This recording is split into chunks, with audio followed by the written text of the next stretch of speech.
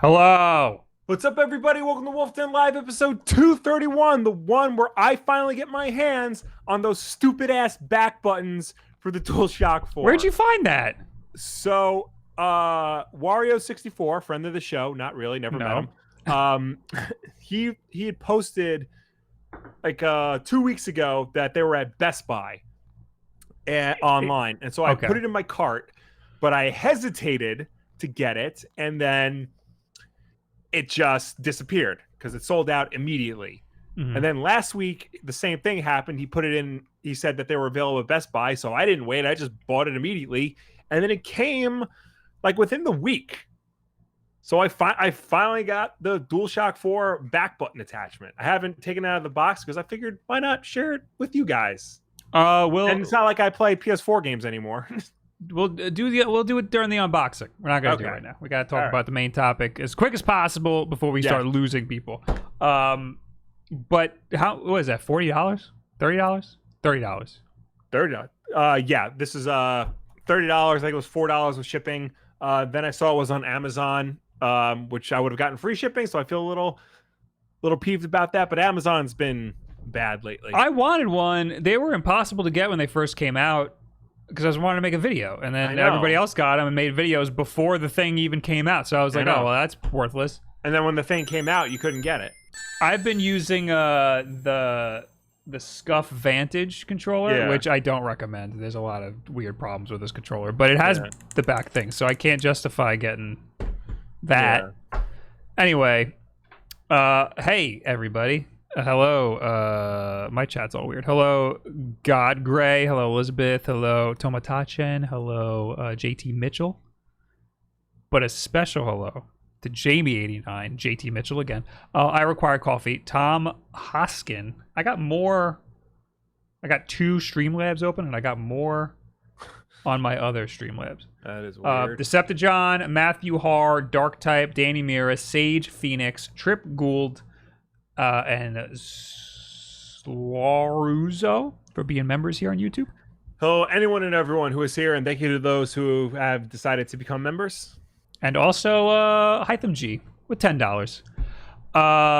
Tomorrow is the day we see the PS5 console review, and could Xbox and Nintendo come to a negotiable way to receive the canceled games? Revive the Scalebound, since those are companies buddies. It has to revive it. Your take. All right. Everything after tomorrow is the PS5 console reveal is nonsense. So he's asking if Nintendo and Xbox should play nice and revive Scalebound. Yeah. Nintendo has nothing to do with Scalebound, number one. Number two, I don't even think Platinum Games, the developer of Scalebound. I don't think they own Scalebound. I think Microsoft owns that IP. Well, that's what he's saying. Yeah. He's saying that they should just pretty much release it to Nintendo. I feel like there are much bigger things I would rather have Microsoft and Nintendo work on together. Like, I don't know, an HD remake of GoldenEye with online multiplayer, cross-platform. I think that there's room to revive Scalebound. I think there was no reason to cancel it at all. Yeah, but, it's very surprising that they did cancel it. I don't know if Nintendo would care, though. They already have such great things that they're working on, and they already got Astral Chain. They got Bayonetta coming. You know, they're getting the Wonderful 101. Yeah, they're. I mean, they should. Xbox should let that happen, but I don't see it personally. Derek Garcia with $2 and Gary Polk with $5. Scuff Vantage is so bad, even the 2.0 is bad. That's the one I have. It's the most returned item at the store I work at. Wow. The only reason I don't like it is because in order to use voice chat, you have to have it directly plugged in, which is okay. You know, I like having it plugged in, but then the voice chat just disconnects like every other match. It's super annoying. Also, it has the R2 and L2 buttons on the sides. Also, it has extra ones on the sides. That's weird. So it's got it here and it's got it on the side, and I always hit it. I always hit the side one. You can't turn that off? Maybe. I don't know. I haven't really looked into it. All right. And I haven't played with the paddles at all. I haven't mapped anything to that. I'm curious to see because I've never played with a controller. Well, we'll get to it when we get to it. All right. Let's talk about the main thing. Yes. So E3 was supposed to be this week. Correct. The only manufacturer that was on track to actually release news was Sony. When do they usually have their conference? Well, remember, Sony wasn't going to go to E3 this year. That's true. But they were still going to have their announcement. They were still going to have their announcement. They were going to do it last week. When do they normally have their announcements? For their E3 announcement? Monday. Monday? E3 Monday, yeah. Oh, well, they were going to do it Thursday. Yeah. Which was a little bit ahead. Yeah. But they pushed it to this week. Tomorrow. Yeah, so they're doing it tomorrow, of course. Yeah. They had no... they could not care less about Wulff Den Live.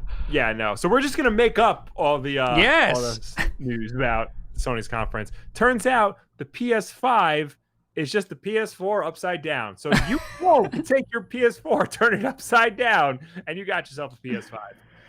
No, we gotta...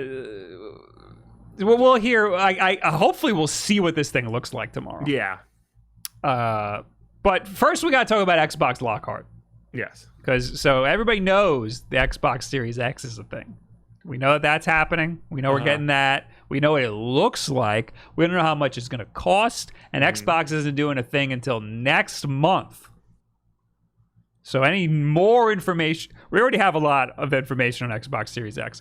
But any more information, it's going to have to wait another month. But according to Tech Radar, Lockhart rumors intensify as references to console are found in Windows 10 code. If you forgot, Lockhart is the other console, the 1S, if you will. Yes.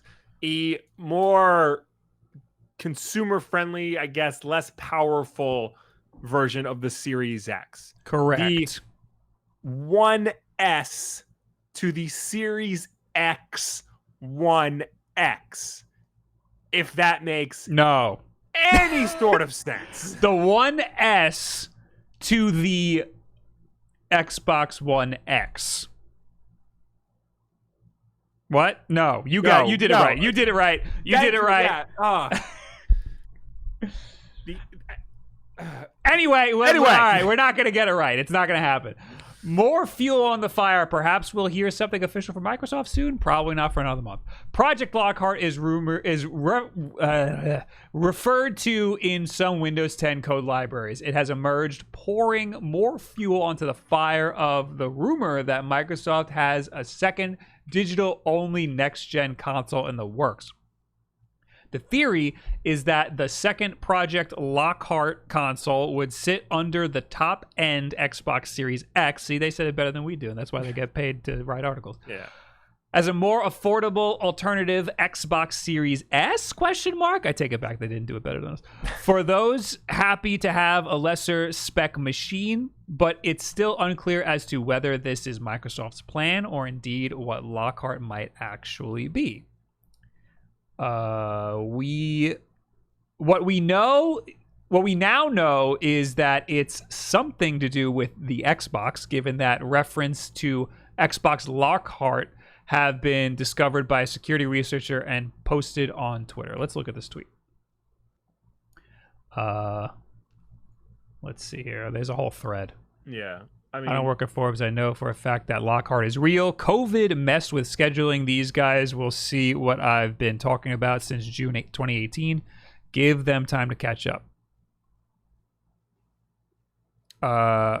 And he quote tweeted a Forbes article that said, "I do not believe Microsoft's Xbox Lockhart exists." I don't like Forbes for gaming. Wait, where are you seeing this? So in the article, they link a tweet from Title OS. Yeah, I see that. Go to the quote tweet. He quote tweeted. Okay, the quote tweet, it literally is referred to. Yeah, in the click OS. on that and then scroll up. Okay. Yes. And then somebody said it's literally referred to in the OS. And then the guy posts where the thing is in the OS. Right. It's all. What's interesting to me is that these are all code names. Yeah. You'd think that they would use the actual names. Well, no, because I don't think they know what the actual names are until after they've started developing it. So they still refer to it by their code names internally. Right. I guess they have to develop before the name's out, and they don't want to update it because there's no real reason to, because it's not like anybody's going to actually see this information. And I know, like, Nintendo, I think I have actually a GameCube game here because I have a GameCube in my desk. Don't tell anybody. So I got remember GameCube used to be codenamed Dolphin? Yes. So they still, like, this is 007 Nightfire, and the product code for it is DOLPGO7E. DOL for Dolphin. All GameCube games have a code number starting with DOL for Dolphin. Okay. And that's continued on the Wii. They have REV, which the code name was Revolution. And for the Switch, they have a code name started with NX because it was originally the NX. Right. So they still reference their original names, at least Nintendo does, and I'm assuming Microsoft does it on a software level. It does make sense, because why go back and change all of their code just to reference the new name that doesn't really matter? Because you could see in this, whatever this is, I guess it's the System32 files, it says Xbox Durango, Scorpio, Anaconda. So Scorpio was the Xbox One X. Right. And Durango was, I think that was the Xbox One. What's Anaconda? I think that was Series X. All right, while you look that up, while you look up what those two names are, I will finish reading this article. Title OS found the references, that's the guy who tweeted it, with there being 5 in total in System32 library for Windows, and they were present alongside mentions of Xbox Anaconda, which is the code name for the Series X, as IGN reports. Xbox One was Durango. Okay, and Series X was Anaconda. Correct.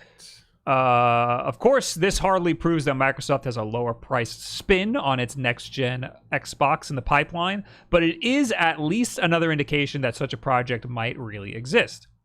As we've heard before from Windows Central, the disc-less console is apparently already in the home testing phase, meaning those who work on the Xbox team are playing around with it outside of the office. Again, though, we have to be somewhat careful around these rumors, and even if Lockhart is coming, we still don't know if the first frame might be later rather than sooner.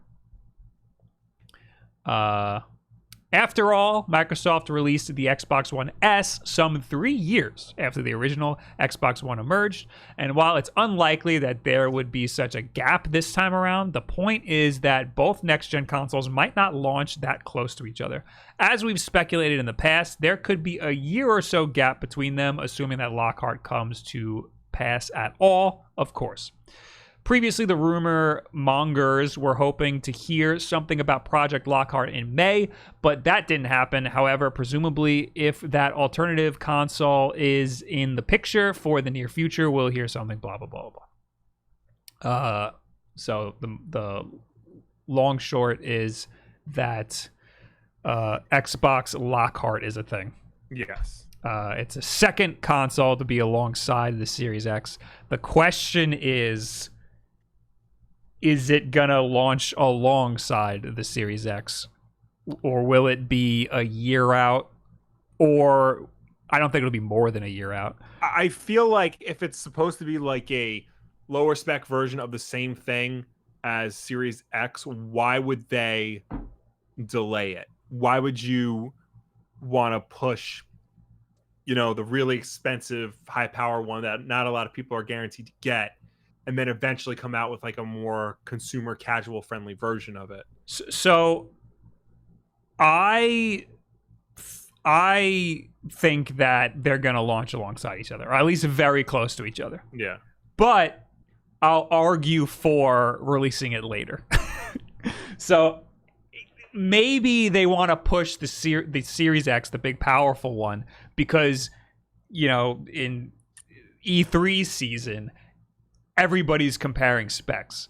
Everybody's going to be looking at the Series X compared to the PlayStation 5, and they're going to see which one's going to be better, you know? Yeah. And maybe Microsoft knows that PlayStation's only going to have one console. It's going to be a super powerful console, and they want to compete directly with the super powerful console. And they know that we don't have to make a smaller version because who are we competing against? We're only competing against Sony, and they have a big, powerful one. So they could be taking it as they could be taking it a little easy, being like, all right, we'll slap them with the cheaper one later. Yeah. I don't think that's what's happening, though. I think that this whole Xbox One X and Xbox One S situation taught these console manufacturers that the new meta is to have a premium console and a more consumer-friendly console, which is a little sad. Because when the Series X, when the One X came out, we were all like, this is stupid. I hate iterative consoles. This shouldn't be happening. Yeah. Did they learn that? Because Sony doesn't seem to be putting out a second PS5. Well, that's because the PlayStation 4 Pro, was nobody appreciated that. When that came out, everybody was like, this is stupid. But this One X, everybody was like, this is amazing. I think that's because Microsoft did a better job at like selling like this is a more powerful video game system.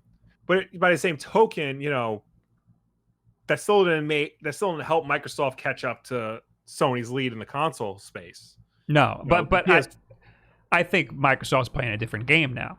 I think that they realized that going immediately head to head wasn't going to work. And again, I think that in this new console generation, Microsoft's going to be going, they're going to be pushing software more. They're going to be pushing game streaming more.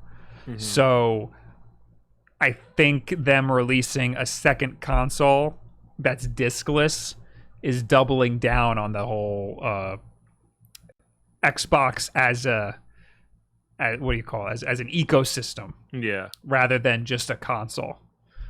Also, it's possible Lockhart isn't even a system. It's possible that could just be xCloud turning into Lockhart. Well, no, because xCloud is xCloud.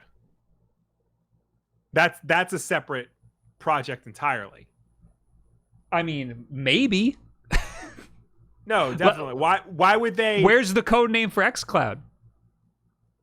Well, because xCloud isn't hardware. Right, but it mimics, like when you have a cloud service like that, it has to mimic a hardware. Right, it has to mimic a hardware. Yeah. So I'm saying it could be probably mimicking Anaconda, if anything. I'm saying it could be. It could. Xbox isn't going to be. I mean, xCloud isn't going to be xCloud when it comes out. No, it's going to be something else. It'll probably get rolled into Game Pass. I hope so. I think that'd be the smartest move. Yeah, no, because they wouldn't have two separate code names, and then at the last minute, oh, surprise, it's the same thing. That just doesn't make any sense. I think that Lockhart is going to be focused on streaming or focused on, digital downloads and whatnot. But it's possible it might not even be a physical console, is all I'm saying. I think it is. I think it's going to be a physical console, but I'm saying it's possible it's not even going to be a physical console. I just hope it has a disc drive, because I don't think that... All rumors are pointing towards no. I don't think we're there yet with these types of games. I mean, if the hard drive's big enough and you can just download them on there, that's one thing. But like a purely streaming device, we're not there yet. I'm afraid of hard drive space in these next gen consoles. Yeah. I'm a little scared of hard drive space because right now my 500 gig PS4 is not having a good time. Yeah, it's not having a good time.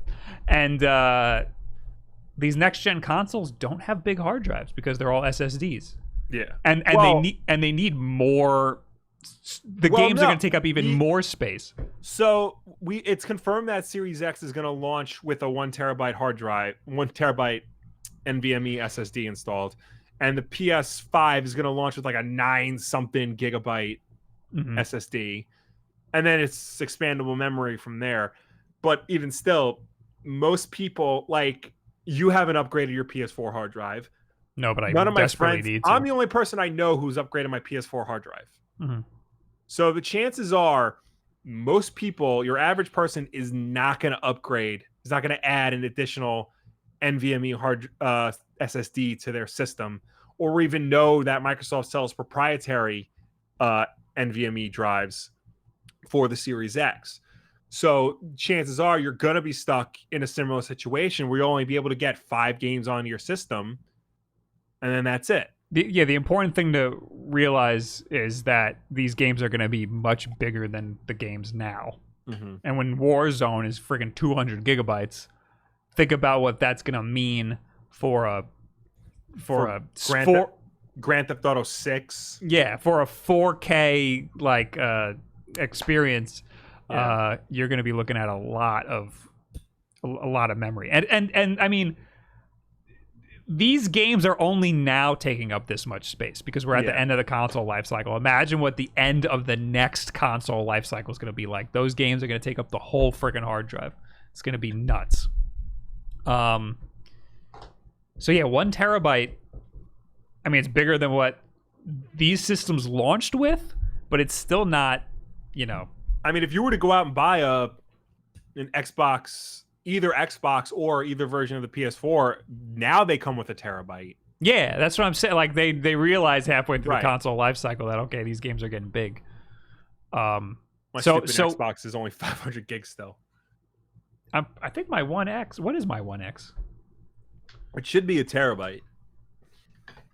They only released one. Yeah. Yeah, it's a terabyte. Yeah. Oh no, that's Series X I'm looking at. Oh, I'm looking at a Versus. Should be a terabyte. Yeah, it's a terabyte. It's a terabyte. Yeah, I keep talking about Warzone and I taking up my whole freaking PS4 hard drive. But I've been playing it on PS4 because it's easier to upgrade all of your weapons and stuff if you play the actual Modern Warfare multiplayer. And I only have Modern Warfare on my PS4. I don't want to buy it again. That'd be stupid. Right. Anyway, if Lockhart is a physical console, which, I mean, all signs are pointing to yes, it's a physical console. Yeah. Not my crazy tinfoil hat conspiracy that it's a digital service. If it's a physical console, it needs a lot of hard drive space because it's going to be digital only and it's not going to have a disk drive. I mean, they'd be fools to launch it with anything less than a terabyte. If they're doing NVMe style drives, I don't think they should on Lockhart. I think they should. They can't. They can't do regular traditional hard disk drives because these new systems, the development cycle is based on the fact they use solid state. Here's what I'm thinking. Here's my idea. I got an idea. Okay. Microsoft, I hope you're listening. Well, it's too late now. You're already in development. Yeah. 500 gig at NVMe. 500 gigs. And then an actual hard disk that's a terabyte. Both Xbox and PS5, you can attach an external hard drive to them, like like one of these traditional external hard drives, and they can work. Actually, it's exactly that hard drive. It just says Xbox on it. But I'm saying like they'll work on there. Oh yeah, but they won't be as fast. In some games, there might even be compatibility issues. Yeah, I mean, I don't. It would be. The problem is consoles were designed to be simpler to use. You just plug them into your TV, and there you go. You can play the game. You don't have to worry about upgrading your graphics card or freaking dealing with hard drive space or RAM crap or whatnot. It was supposed to be the simpler alternative to PC gaming, and now it ain't. I was thinking about that. I was watching Dr. Disrespect going through some troubleshooting with his game because he's got, everybody plays on PC and he's having all these stupid problems. Mm-hmm. And I was like, these people get like thousands and thousands of dollars they dump into their gaming PC. And then they have to tweak all of these settings, and it doesn't even, it's not even like, it doesn't even look better than it does on console. And you know what I mean? Like these consoles now, some TVs might be incompatible with them. Yeah. It's like, so I hate video games. Video games are stupid. There might be a way to have 2 hard drives and have the game copy to the faster one when you want to play it, but that might also take 1,000. That might also just take a really long time to do before you actually boot up the game. But anyway, right now, when you want to play a game, it updates for 4 years. So, because it has to download the game again and then slowly delete the other one. Yeah, and it needs twice the amount of room to update. Because it needs to copy the update. It's stupid. Everything sucks. It's a pain. Video games are terrible. Hard drive space is going to be a major issue in this next gen situation. But the SSD seems to be a big deal with development because it's going to be a lot. It's going to make the games a lot faster. It's just unfortunate that it's going to be more expensive to have more room. So yeah, I don't know. That's another thing. If Lockhart is a cheaper, less powerful version, how is it going to play all of the new games? And that's why, again, I think it being a digital focused or streaming focused thing makes more sense. Yeah. And like, Halo 6, when that comes out, it'll be playable on your 1S, your old generation. Yeah. I'm assuming it'll be playable on the Lockhart, but will it be playable via streaming, or will it be playable directly on the console itself? We don't know. Also, on the note of Halo 6, there was a developer who tweeted, "Man, I would be looking at everybody's reactions to Halo 6 right now, but instead I'm folding laundry." And everyone went nuts, being like, "Oh, they delayed the Halo 6 announcement." And then Microsoft came out and was like, "No, we didn't. It's still going to happen. Yeah. We know when we're going to do it." But I think they totally did. I think all of that stuff would have happened during E3. You know? Mm-hmm. Thanks for being here, Will. I'm stumped. What do you want me to add? I don't know. Contribute to the conversation. There's a lot. Every announcement was supposed to happen this week, and right now they're just kind of they're just kind of dragging their feet. They're taking it as a. Well, I think Microsoft had everything riding on this week, and they just need to find a way to reschedule it and rework how they are going to deliver. I guess now that they have more time. Mm-hmm. Yeah, they're taking the time. Yeah, they're taking their time because they want to do it right. Because their inside Xbox shows are bad, and they don't want to do that. Also, too, the last big announcement when they promised to reveal gameplay footage and then didn't. Mm-hmm. They're probably reworking how they announce things. That's the thing. They're gonna do it. The next announcement, I think, is going to be in July, and they're going to show more of the Series X or whatever. And it's going to be like 4 hours of them just talking to each other on a couch. And that's not what we want to see. We want to see like less than 10 minutes of how it works and the price. And then you can show some games for the next 50 minutes and then call it. That's like it. Phil Spencer comes out, talks about the system, how powerful it is, all of its features. That takes less than 10 minutes, and then gameplay footage for the next God knows how long. And then afterwards, there's like an FAQ that IGN puts up that says, "Oh, you can also do this with the Series X, but you can't do this." Show us features, but don't spend 4 hours talking on the couch and interviewing developers. I mean, do that after the main bit. I mean, they have the blueprint of what not to do. It's called the Xbox One reveal. Yes. Don't do that at all. Well, the Xbox One reveal was you can't do this and you can't do this and you have to pay this and here it is. And it will always have Kinect, and it's going to have a lot of TV shows, including Steven Spielberg. Have you heard of him? And here's Halo. That was a very like negative experience. It was very like you can't do all of this stuff, and it cost a butt ton. Here it is. Yeah. They didn't set themselves up for success for the Xbox One launch. And tomorrow we get to see what Sony does. Yeah. Which should be fun. You don't have it here, but it's not really news. There's a Amazon UK had a listing for the PS5, a 2 terabyte model for £600, and that roughly translates. What is that in English? $765. The PS5 is going to be expensive. Yeah, and so is the Series X. Well, Sony knows the PS5 is going to be expensive. I think that's why they've been so cagey about it.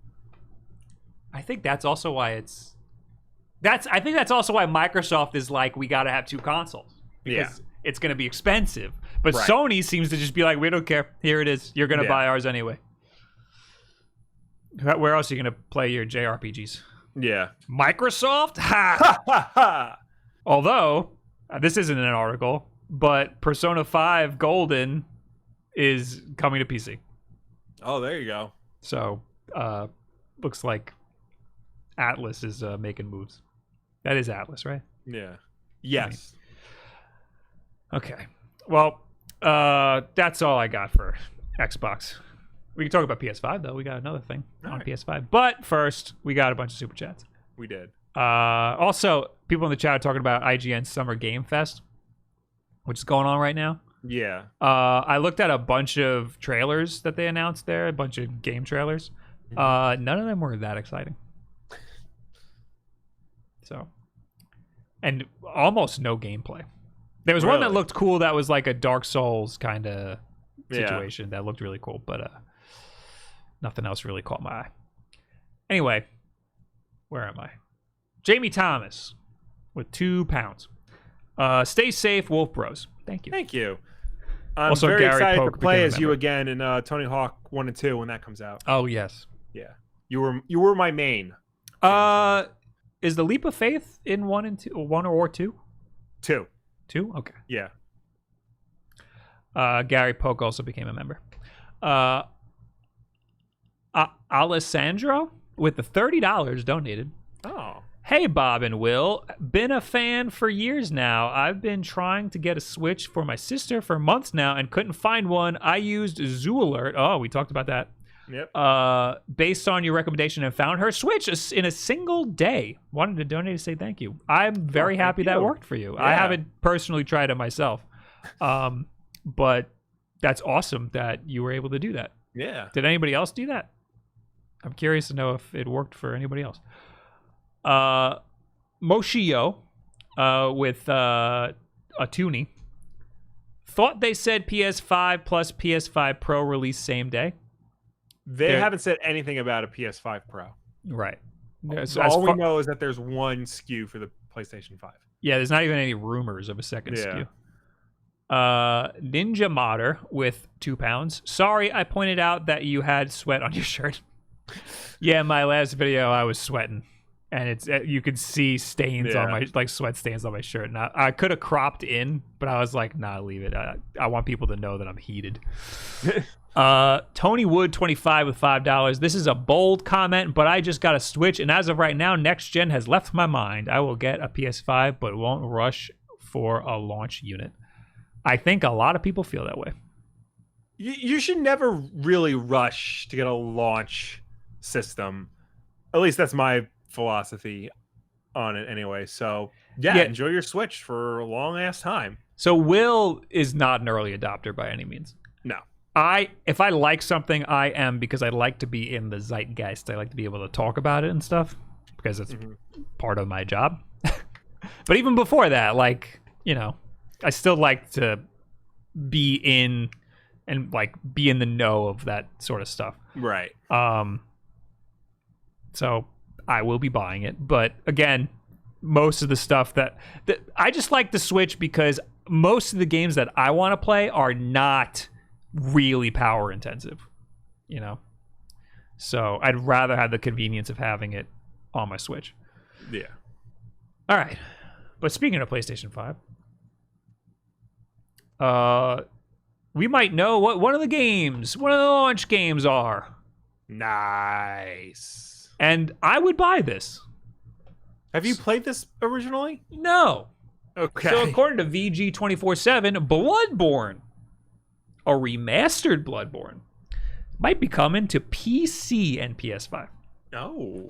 Recent rumors speculate that a Bloodborne remaster developed by Bluepoint Games could be coming. What? Wait, Bluepoint?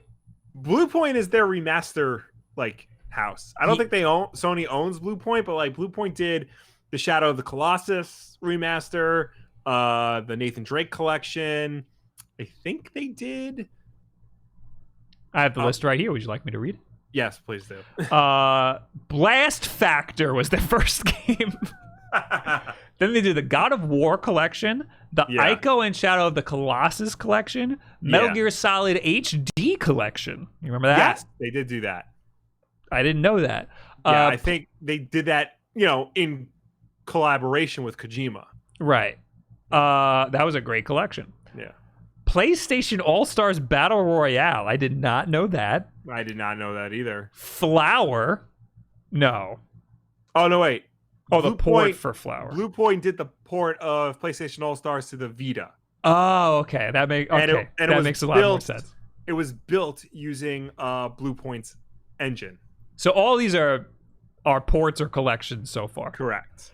They did Titanfall for the 360, port of original game released for Microsoft Windows and Xbox One. Okay. Titanfall was Xbox One? Yeah, it was an Xbox One launch title. I don't remember that. Yeah. That was the reason to get an Xbox One, even though half of my friends played it on 360. So they played the Bluepoint version. Yeah.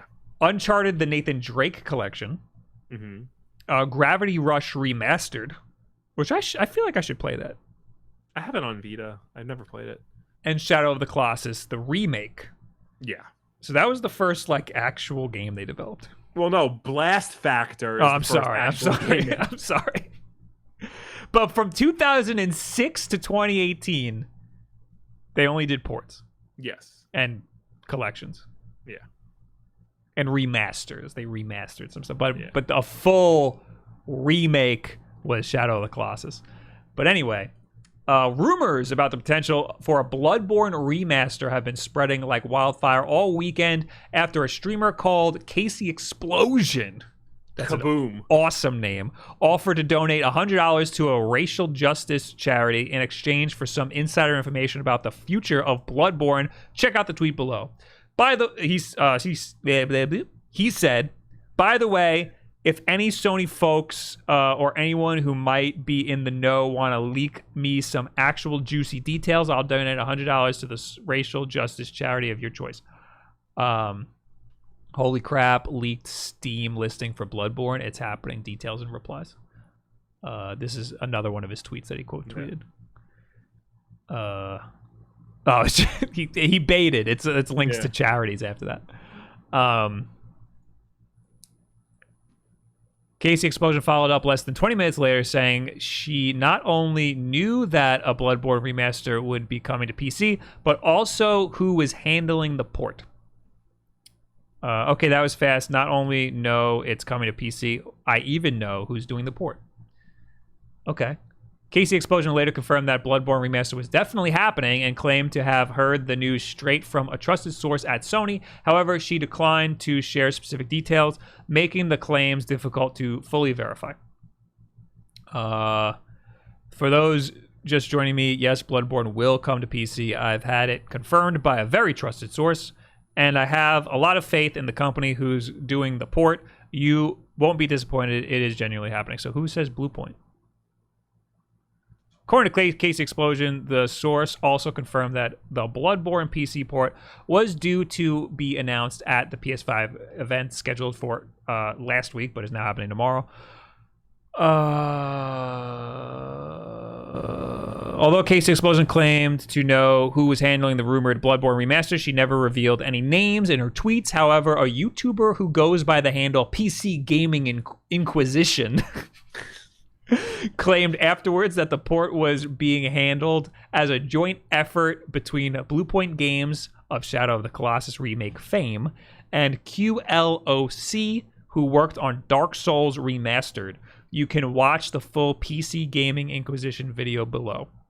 Did people like the Dark Souls Remastered? I think so. I'm thinking of the Switch one. That wasn't didn't people like that? I thought it was like broken when it first came out. I don't know. Everything's broken when it first comes out.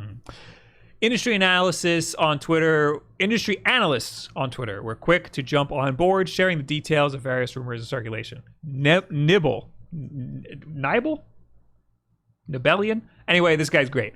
Yeah. Rumor, Bloodborne Remaster coming to PC and PS5 soon, developed by Q-Lock and Bluepoint Games. Better textures and models, better loading times, and more quality of life. Quality of life, that's what that means. Improvements. 60 frames per second, 4K, ultra-wide support. What is ultra-wide? Like the monitor? If you have an ultra-wide monitor. Interesting. On a console? No, that's PC. That's definitely PC. Yeah. That'd be nuts if the next-gen consoles have ultra-wide support. Series X is going to be like a selling point. That would be wild. That would make me get an ultra-wide monitor. Imagine having an increased field of view like that in like a competitive shooter. That would be essential. I'm picturing because I remember when Metroid Prime came out, and the big thing was like your first-person view was Samus's visor, and it was cool because like you could see like her visor, like the thing come down here and like the things up here, and like it got a little stretched when like you watched it on a widescreen TV. What the hell is that going to look like with an ultra-wide monitor? It's going to look stupid. It's a big-ass helmet. You just see the sides of the helmet. Yeah, it's just the black after a certain point. No, that's dumb. But in a game like Call of Duty, that would be essential. Yeah, you would miss important stuff if you didn't have ultra-wide, you know? Yeah. Anyway, I don't think we need to... Oh, Nibble also goes on to explain that due to upcoming Horizon Zero Dawn PC port, it wouldn't be unusual to see an influx of Sony blockbusters make their way to Steam. Interesting. So that also would mean Spider-Man, God of War, stuff like that. Yeah. I don't see why not. I think that would be awesome. Yeah. I think they saw like Microsoft was having success with it, so they're like, I guess we should do it too. Yeah, like, I mean, it's great to sell consoles, but like you have a whole user base that you're missing out on just because you're trying to have your own ecosystem. Yeah. And the consoles only exist to sell the software. So why not just you'd sell more software? The only downside I can think of is that you're losing the whole walled garden situation. Like if I have a PS4 and that's it, I'm gonna buy all my games on the PS4. You know? Yeah. Because you first think, which console has the best exclusives? Sony? Okay, I'm gonna get a PlayStation 4, and then you just buy all of your software for the PlayStation 4. But if you have a gaming PC already, maybe you won't get a PS4. Well, you would get a PS4 maybe if you want to play an exclusive game. But that won't necessarily get you to buy more Sony games. It might be more beneficial to dump some of these games on the PC. Death Stranding, I think they said is coming to PC. Yeah, it's coming to PC. Yeah. So they already kind of are doing that, which is, I think, great. I think that's a great idea.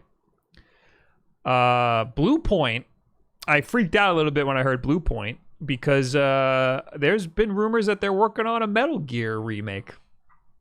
Oh, the first one? Metal Gear Solid? Yeah. And I really, really want that. I mean, I think Twin Snakes is still like the perfect remake. Yeah. But I mean, I would love to dive back into that game. Kojima's dream was an open world, fully open world remake of Metal Gear Solid 1.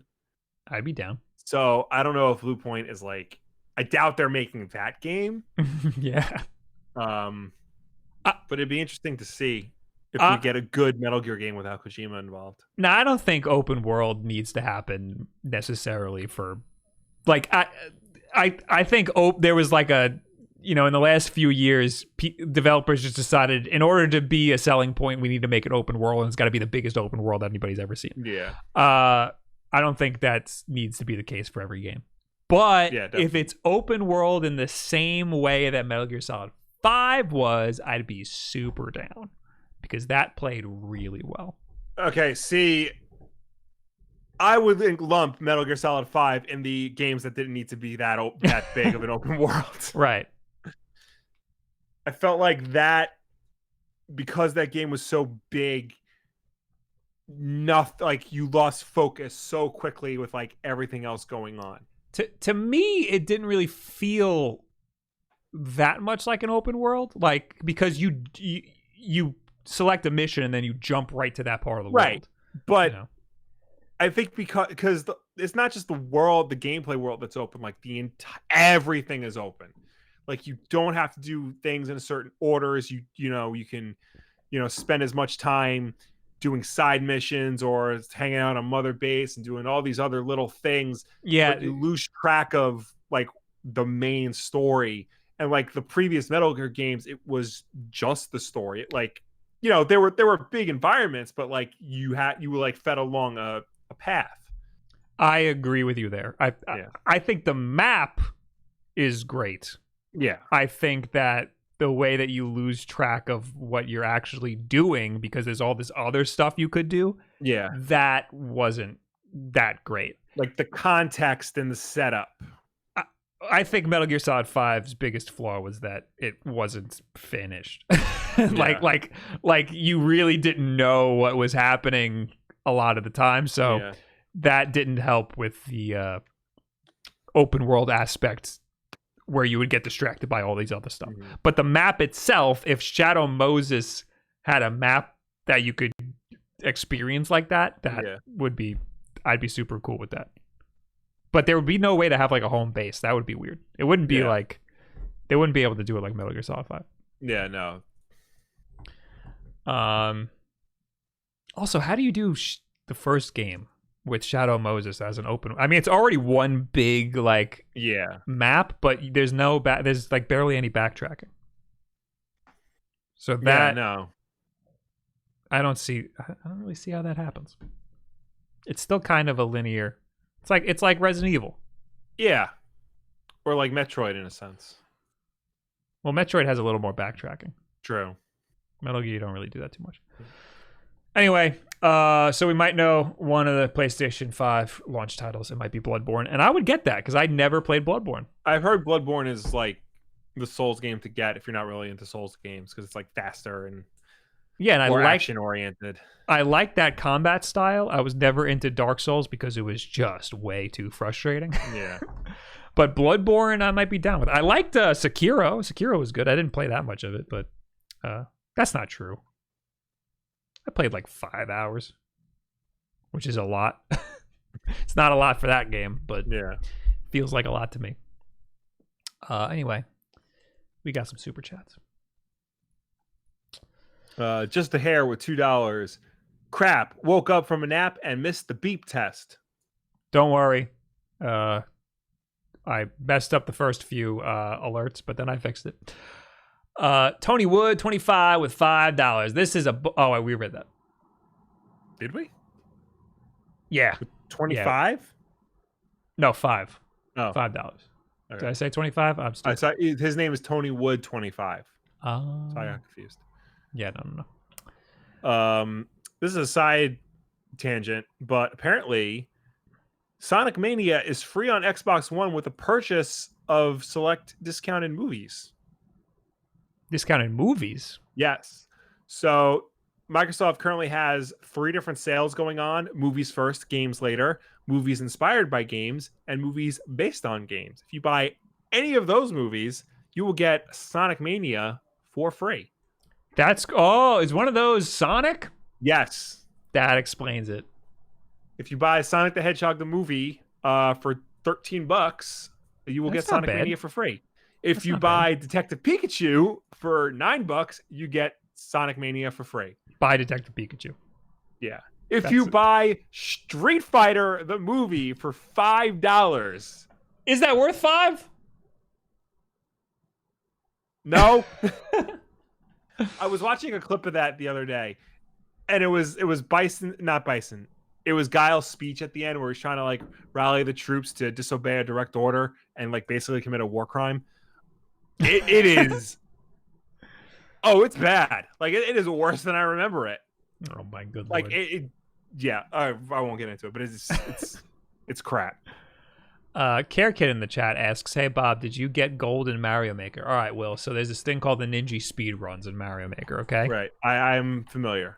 Okay, and when you do the speed run, there's a graph of your time and where you fit in the graph compared to everybody else. And there's usually this big bell. It looks like a bell curve, like towards the faster times. And nobody knows the exact math, but if you get towards the quick end of the bell curve, you get gold. They have bronze, silver, and gold. Silver looks like it's the top of the bell curve, and gold looks like it's more to the right, more to the fast end. I got gold. Also, you can't tell if you're going to get bronze, silver, or gold until it's over. So I always go for gold, and I made it by like a millisecond. I made gold. Oh, wow. It was very scary. Anyway. I always try to just go overboard and do it way faster so that I can make sure I get gold. But this time I got lazy and apparently almost effed me up. Anyway, speaking of sales, there's a big old eShop sale for Nintendo Switch stuff.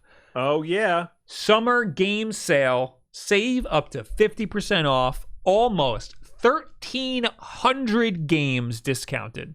That's a lot. I don't think they're just Switch games, but I'll note that there's only like 3,000 Switch games. So this is like a third or a fourth of the Switch game. Yeah. According to Nintendo Life, we can't quite believe we're saying this, but Nintendo of America is currently hosting a sale on the eShop, which has discounted the price of almost 1,300 games, 1,300. Blimey. They're English. As you might imagine, listing every single one of those games is simply too much for this poor web page to handle, not to mention the fact that we would have still been sitting here this time next year if we had to type everything out. But we've done our best to bring you a list of some of the best. This list is massive. We should point out that this is a separate deal to the also huge sale taking place in Europe at the moment. What is that sale? Nintendo kicks off a huge digital day sale with over 350 games discounted in Europe. Up to 80% off. Wow. Wow. Mario and Rabbids Kingdom Battle is on sale for a lot in Europe. Golf Story is £6. 74 quid. Is that right? Anyway, let's get to the actual one that we care about. This list is huge. So I have a link to the actual eShop page. And I'm going to buy some stuff, Will. What happened? Where are the... Oh, yeah, they are. You got to scroll up if you click that link. Yeah. I don't know why it starts here really low. Dark Souls Remastered, $23.99. It doesn't say the percent off that it gives you. Box Boy and Box Girl, $7. That's not too much of a discount. A Hat in Time, $20.99. I've heard that game. Do I have the demo for that? No, I have the demo for Super Lucky's Tale. Never mind. I don't. Oh, here it is. Coffee Talk. How much did you like it, Will? You know, it wasn't bad. Well, it's $10.39. It's only like $2 off. That's okay. Yeah, it was interesting. It's just, I hope you like talking because that's most of what you play. Also, I like coffee and I don't like talking. Well, I like also the game too. The part of the mini game, like certain coffees you can add latte art to it. Oh, very hard. It is in real life too. I still can't do it. I made a leaf once. I tried to make a peace sign because that's literally 3 lines. I'm actually going to buy this right now. Mega Man Zero ZX Legacy Collection. Oh, nice.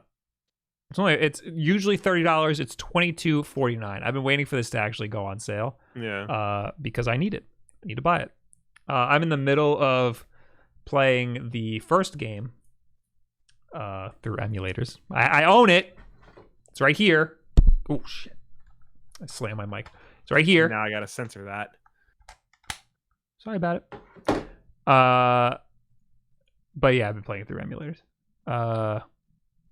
So after I beat the first game, now I'll be able to plow through the next few games. Also, I have the 1 terabyte micro SD card. I still have not put that on my Switch. Shantae, $21. Mm-hmm. Doom, $30. That's half off. Yeah. Oh, and there are, believe it or not, some Mario games on here. Oh, they just buried them. Yeah. Mario plus Rabbids Kingdom Battle, usually $60, right now $15. Now, I don't like that game, but I can even say that $15 is a good deal for that game. Yeah. If you like XCOM style games and you like Mario. That Venn diagram should not have a lot of people in the middle of it, but there you go. Mario Party, which I also do not like. Was $60, now it's $41.99. Mario Brothers U Deluxe, which is a very good game, was $50, now $42. That I think is a good game to play with other people. That's a good multiplayer game. Yeah. You might rip their heads off because if they jump on your head, but it's worth it. Mario Tennis Aces is all right, $42. Captain Toad Treasure Tracker, $27.99. That's a good deal. Your favorite game on the Switch, Will? Jedi Knight 2, Jedi Outcast. I finally beat that game. Have you never beaten it before? I've never beaten it before, actually. No. Wow. Yeah. How was your experience? I would use cheat codes because, I ain't got time for this anymore.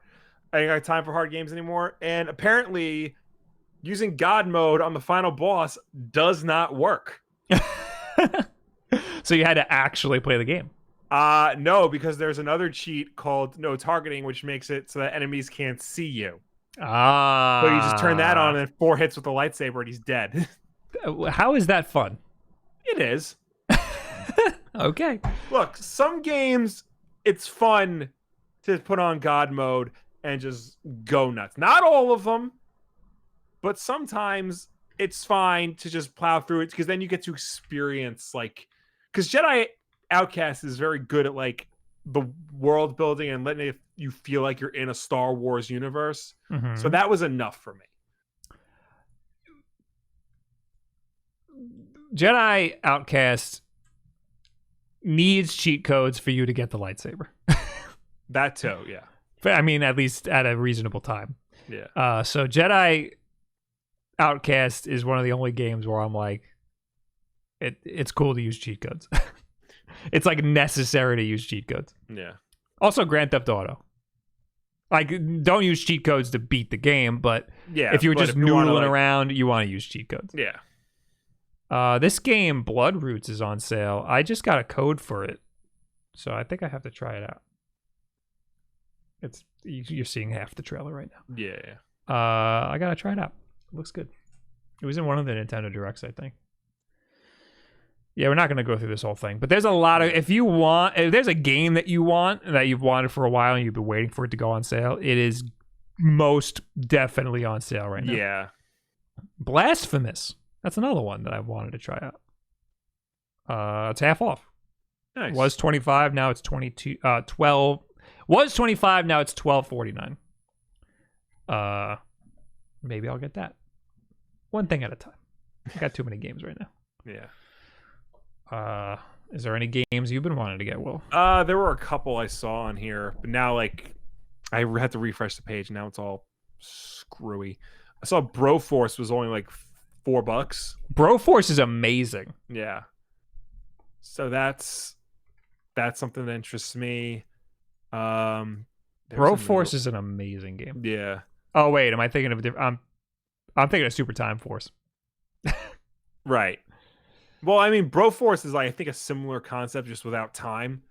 It's more about it's more like Rambo-esque than high concept science fiction. Right. Or whatnot. Valiant Hearts is $5. I've been meaning to play that, but I have it on like PS4 for PS Plus game. Right. Still waiting for gameplay footage for this freaking Broforce game. Yeah.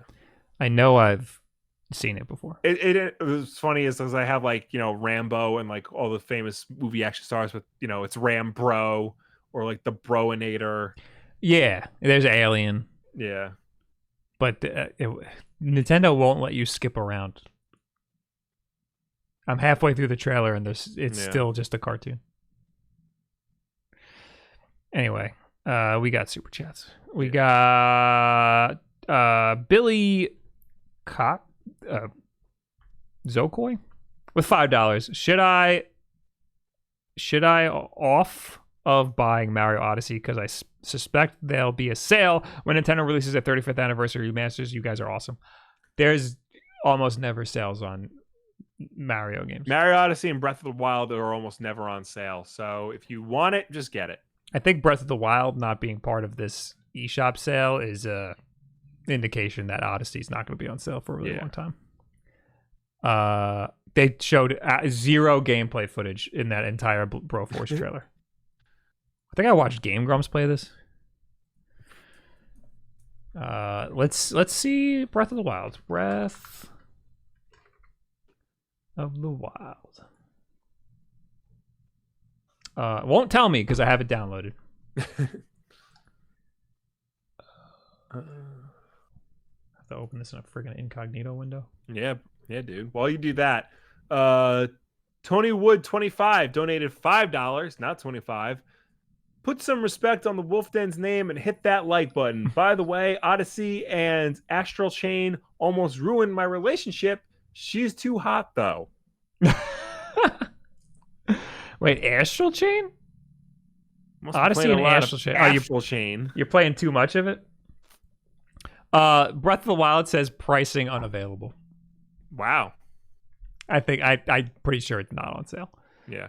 Astral Chain is though. It's $47.99, down from $60. Astral Chain is good. I thought it was just all right. Yeah, like I'd rather play like Bayonetta. Everyone was like, "Oh my god, Astral Chain," and there was Bob being like, "Well, actually." Well, it's just everybody went nuts about it, and I saw it, and I was like, it looks good. And then I played it, and I was like, okay, I don't see why everybody's going nuts over this. Everybody's going to forget about this game in a week. And then guess what they did? I understand, because I was the same way when Boondock Saints was popular. Don't understand why people like that movie. Willem Dafoe. That's it. That is freaking it. Bob, go to the Nintendo online website. Not logged in. It'll show you the current prices. I did. You did incognito mode. Oh,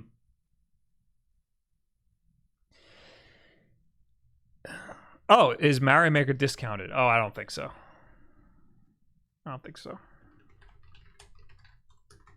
It's not going to tell me. I have to friggin' go to an incognito window. Hold on. I'm looking because it is not discounted. That's another indication that it's going to be a while. Yeah. Those other games that are pricing unavailable. God. Those other games that are discounted are not, I mean, they're big selling Mario games, but they're not Mario Maker. Mario Odyssey is also Mario Odyssey. Yeah. Okay. What's the next story here? Sorry, hold on. I saw Super Mario Odyssey starter pack, and I want to know. Oh, it just comes with the booklet. Never mind. Oh, let's talk about this, which is still, we're talking about discounts still. Capcom is up for the game sales. Yes. And most of them are 50% off. Yes. Mega Man Zero ZX Legacy Collection was only $25, which I just purchased right now. Phoenix Wright Ace Attorney 50% off. Dragon's Dogma 50% off. Mega Man 11 50% off. Monster Hunter Generations Ultimate, 60% off. Okami HD, 50% off. Shinsekai Into the Depths, 25% off. Street Fighter 30th Anniversary Collection, 63% off. That's good. This is for you. Resident Evil 0. Resident Evil 0 and HD, the first one, 57% off. 4, 5, and 6, 50% off. Those are all the Resident Evil games I own on Switch. I've never played 6. I feel like I still won't if I buy this. I was going to, actually, after I finished Jedi Knight. But then I played Florence finally, and I beat it in 2 hours. Very good. And then I started The Messenger finally. Oh, good. Yeah. I still haven't beaten that. I feel like I'm not far, going but to I never beat that beat game. It's very, very good. All right. Anyway, there you go. Buy some Switch games. They're all on sale. That sale goes on. I mean, the Switch summer sale is going on until the 16th. So you got a long time. Buy some games. Yeah. Or don't. Or don't. Do you, man. Sega is also in the sale. Type Sega in the eShop. Okay. I saw like Sega Ages games were on sale.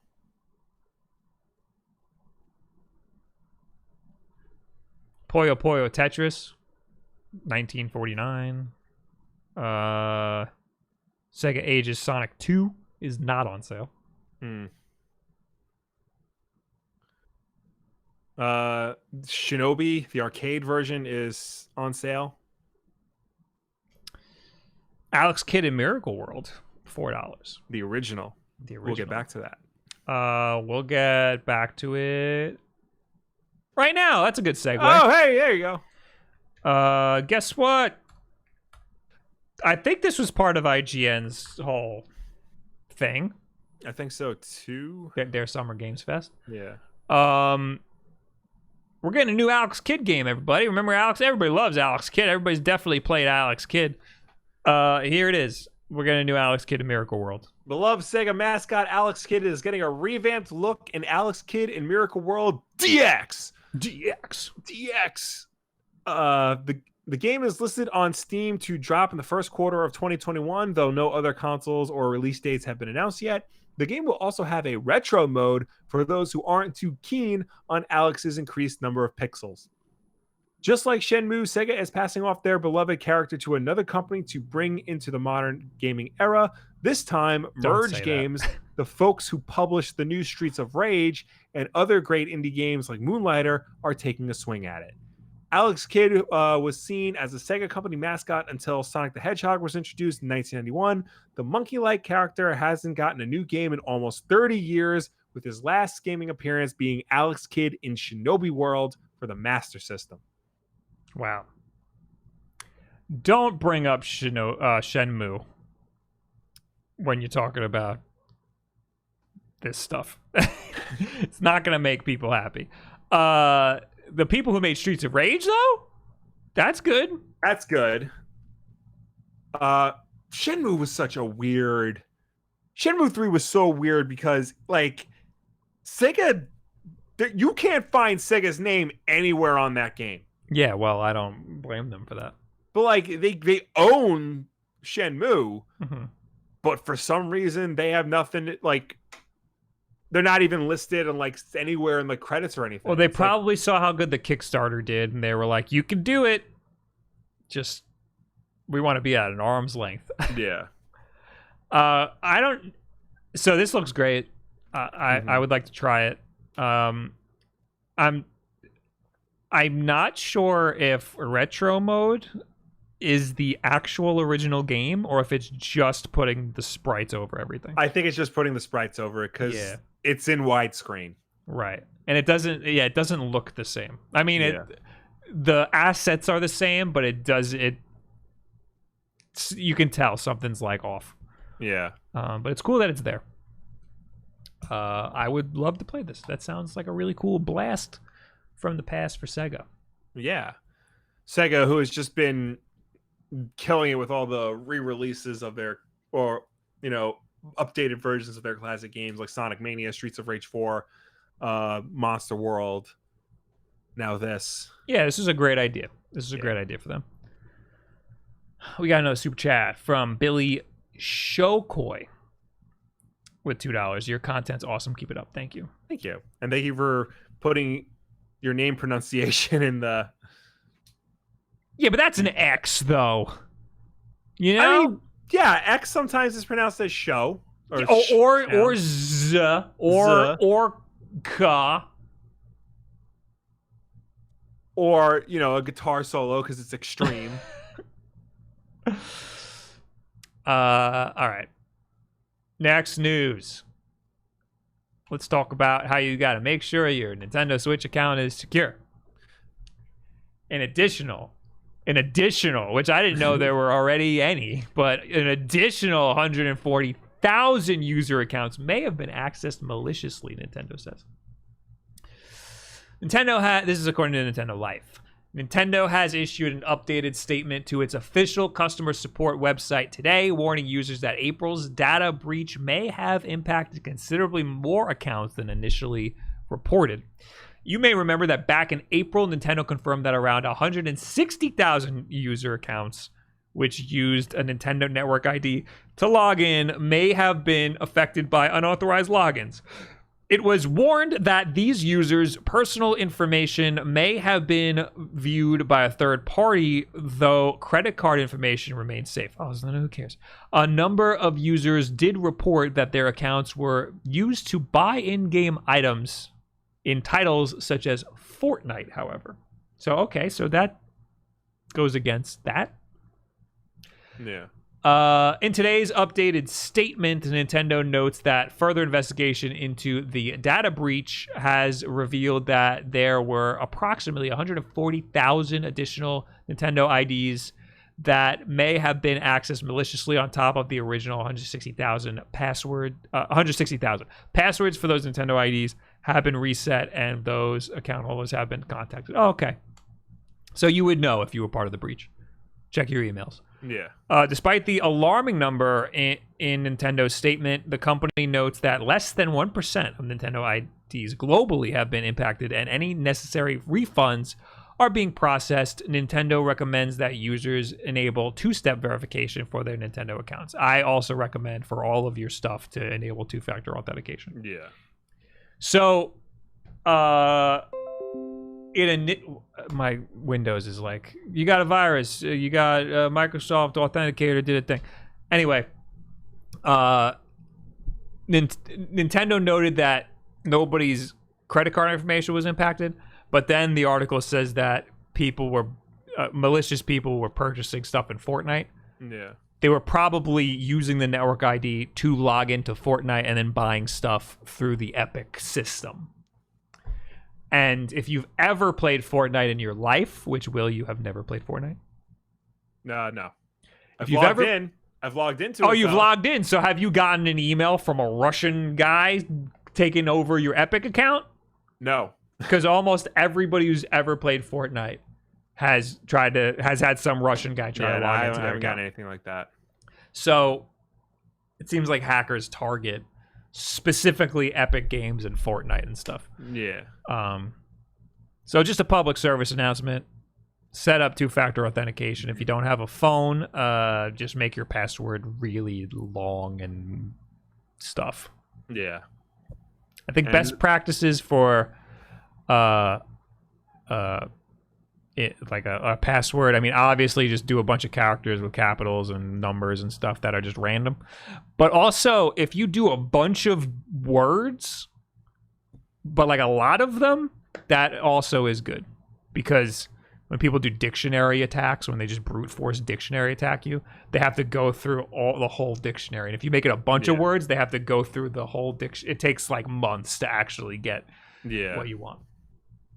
But obviously, of course, just mashing your hand on the keyboard is probably the best way to go. Yeah. Or get a password manager that will auto-generate the passwords and save it for you. Chrome has one built in. It does. I didn't know that. Yeah.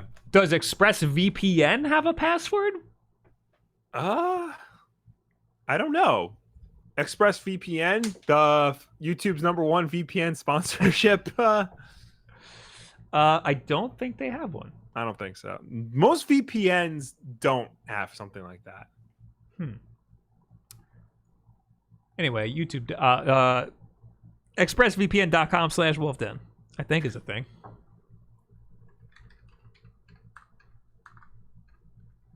I gotta like make a list of all these. Apparently, you use it on your Switch. I went right to it. Wait, you could use ExpressVPN on your Switch? Yeah, it's if you go to products, VPN apps, and then other devices, Apple TV, Fire TV, PlayStation, Xbox, Switch. How does that work? And why didn't they tell me that? That should have been like the first thing they told me.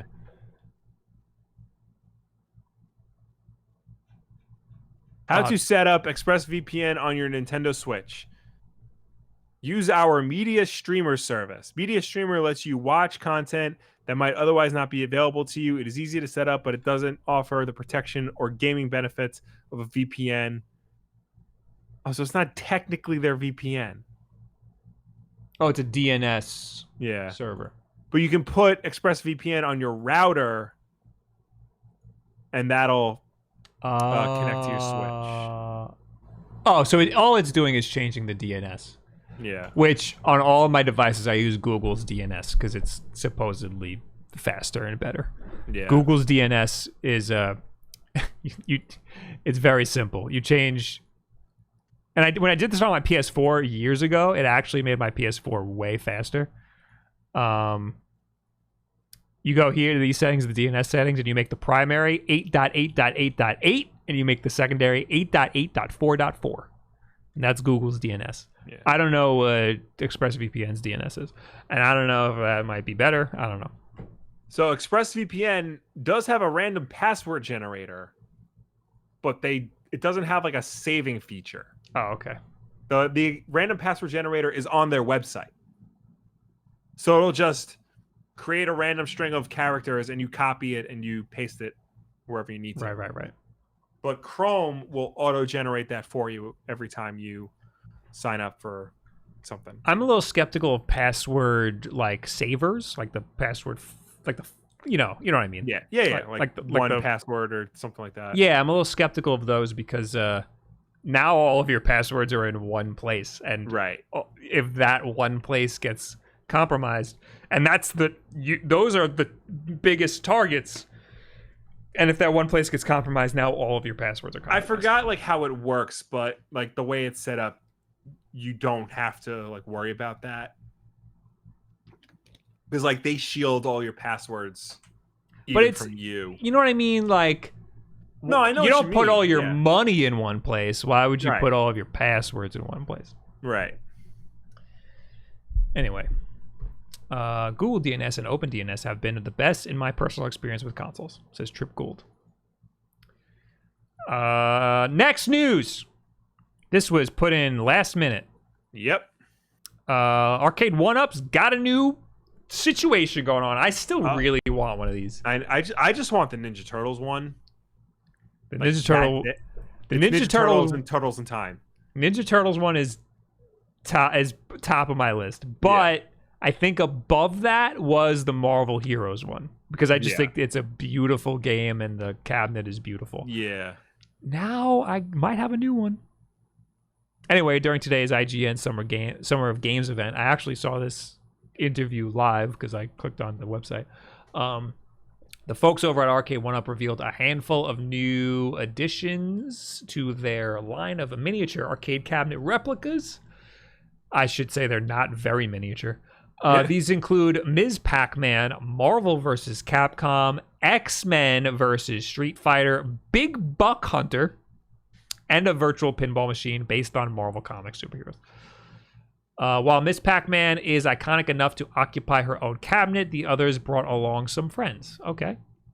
The fighting game-centric cabinets both come with Marvel vs. Capcom and X-Men vs. Street Fighter. So, hold on. So, originally there was the Marvel Superheroes arcade cabinet, which was Marvel Superheroes, X-Men, Children of the Atom, and The Punisher. Oh, that's right. The first two were fighting games, and then The Punisher is a shoot 'em up. Right. This one, X-Men vs. Street Fighter, comes with. Let me see if I can get a good. It comes with Children of the Atom. The hell, X-Men Children of the Atom, X-Men Mutant Apocalypse, X-Men versus Street Fighter, and then the original Marvel vs. Capcom. Wait. I gotta read it in the article in order for that to sink into me. The fighting game-centric cabinets both come with Marvel vs. Capcom and X-Men vs. Street Fighter. The other two games on each are different. Okay, so they both come with the main shtick that's on the system. Yeah. It's just kind of like a cosmetic thing. Yeah. So that's cool. You don't have to choose. The other two games on each are different. The Marvel vs. Capcom cabinet comes with Marvel Superheroes vs. Street Fighter and the Brawler Marvel Superheroes in War of the Gems.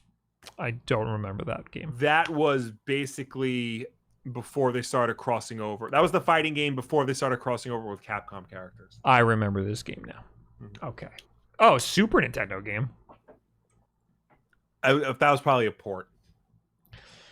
Anyway, whereas X-Men Branded Machine is packed with X-Men Children of the Atom and X-Men Mutant Apocalypse. Wait, which one of the is one of these the arcade game? No, these are both fighting games. Oh, that's Konami. And so I think that's just called officially X-Men the arcade game, but that might have its own weird name. Mutant Apocalypse is an actual beat 'em up. Yeah. Okay. Then there's also Big Buck Hunter Pro. Also includes Buck Hunter Pro Open Season, Buck Hunter, Big Buck Safari, and Big Buck Safari Outback. That's going to be a big seller on a lot of Southerners' man caves. You know what I mean? Oh, yeah. A lot of people who like going to, what do you call it? Miller's Ale House. Yeah. I think that's a regional thing, though, so you'll have to change that to like a Dave and Buster's or... A lot of people who like to go drinking at the Dave and Buster's, they're gonna pick up the Big Buck Hunter. Official release dates for these cabinets is still forthcoming. Miss Pac-Man also includes Galaxian, Pac-Mania, and Pac-Man Plus. Galaxian? It's the sequel to Galaga. Weird. Why wouldn't it just be Galaga? Because I think Galaga is on the Pac-Man one. Oh, but in real life, it's Miss Pac-Man Galaga. That's the one. Yeah. That's the one you see everywhere, right? Yes. Now the arcade. If you go to a bar and they got an arcade cabinet, it's almost always Miss Pac-Man Galaga. So the Pac-Man 40th Anniversary Edition comes with Pac-Man, Pac-Man Plus, Pac-and-Pal, Pac-Land, Pac-Mania, Galaga, and... That's a lot. Like Super Pac-Man. That's so many. I know. That's too many.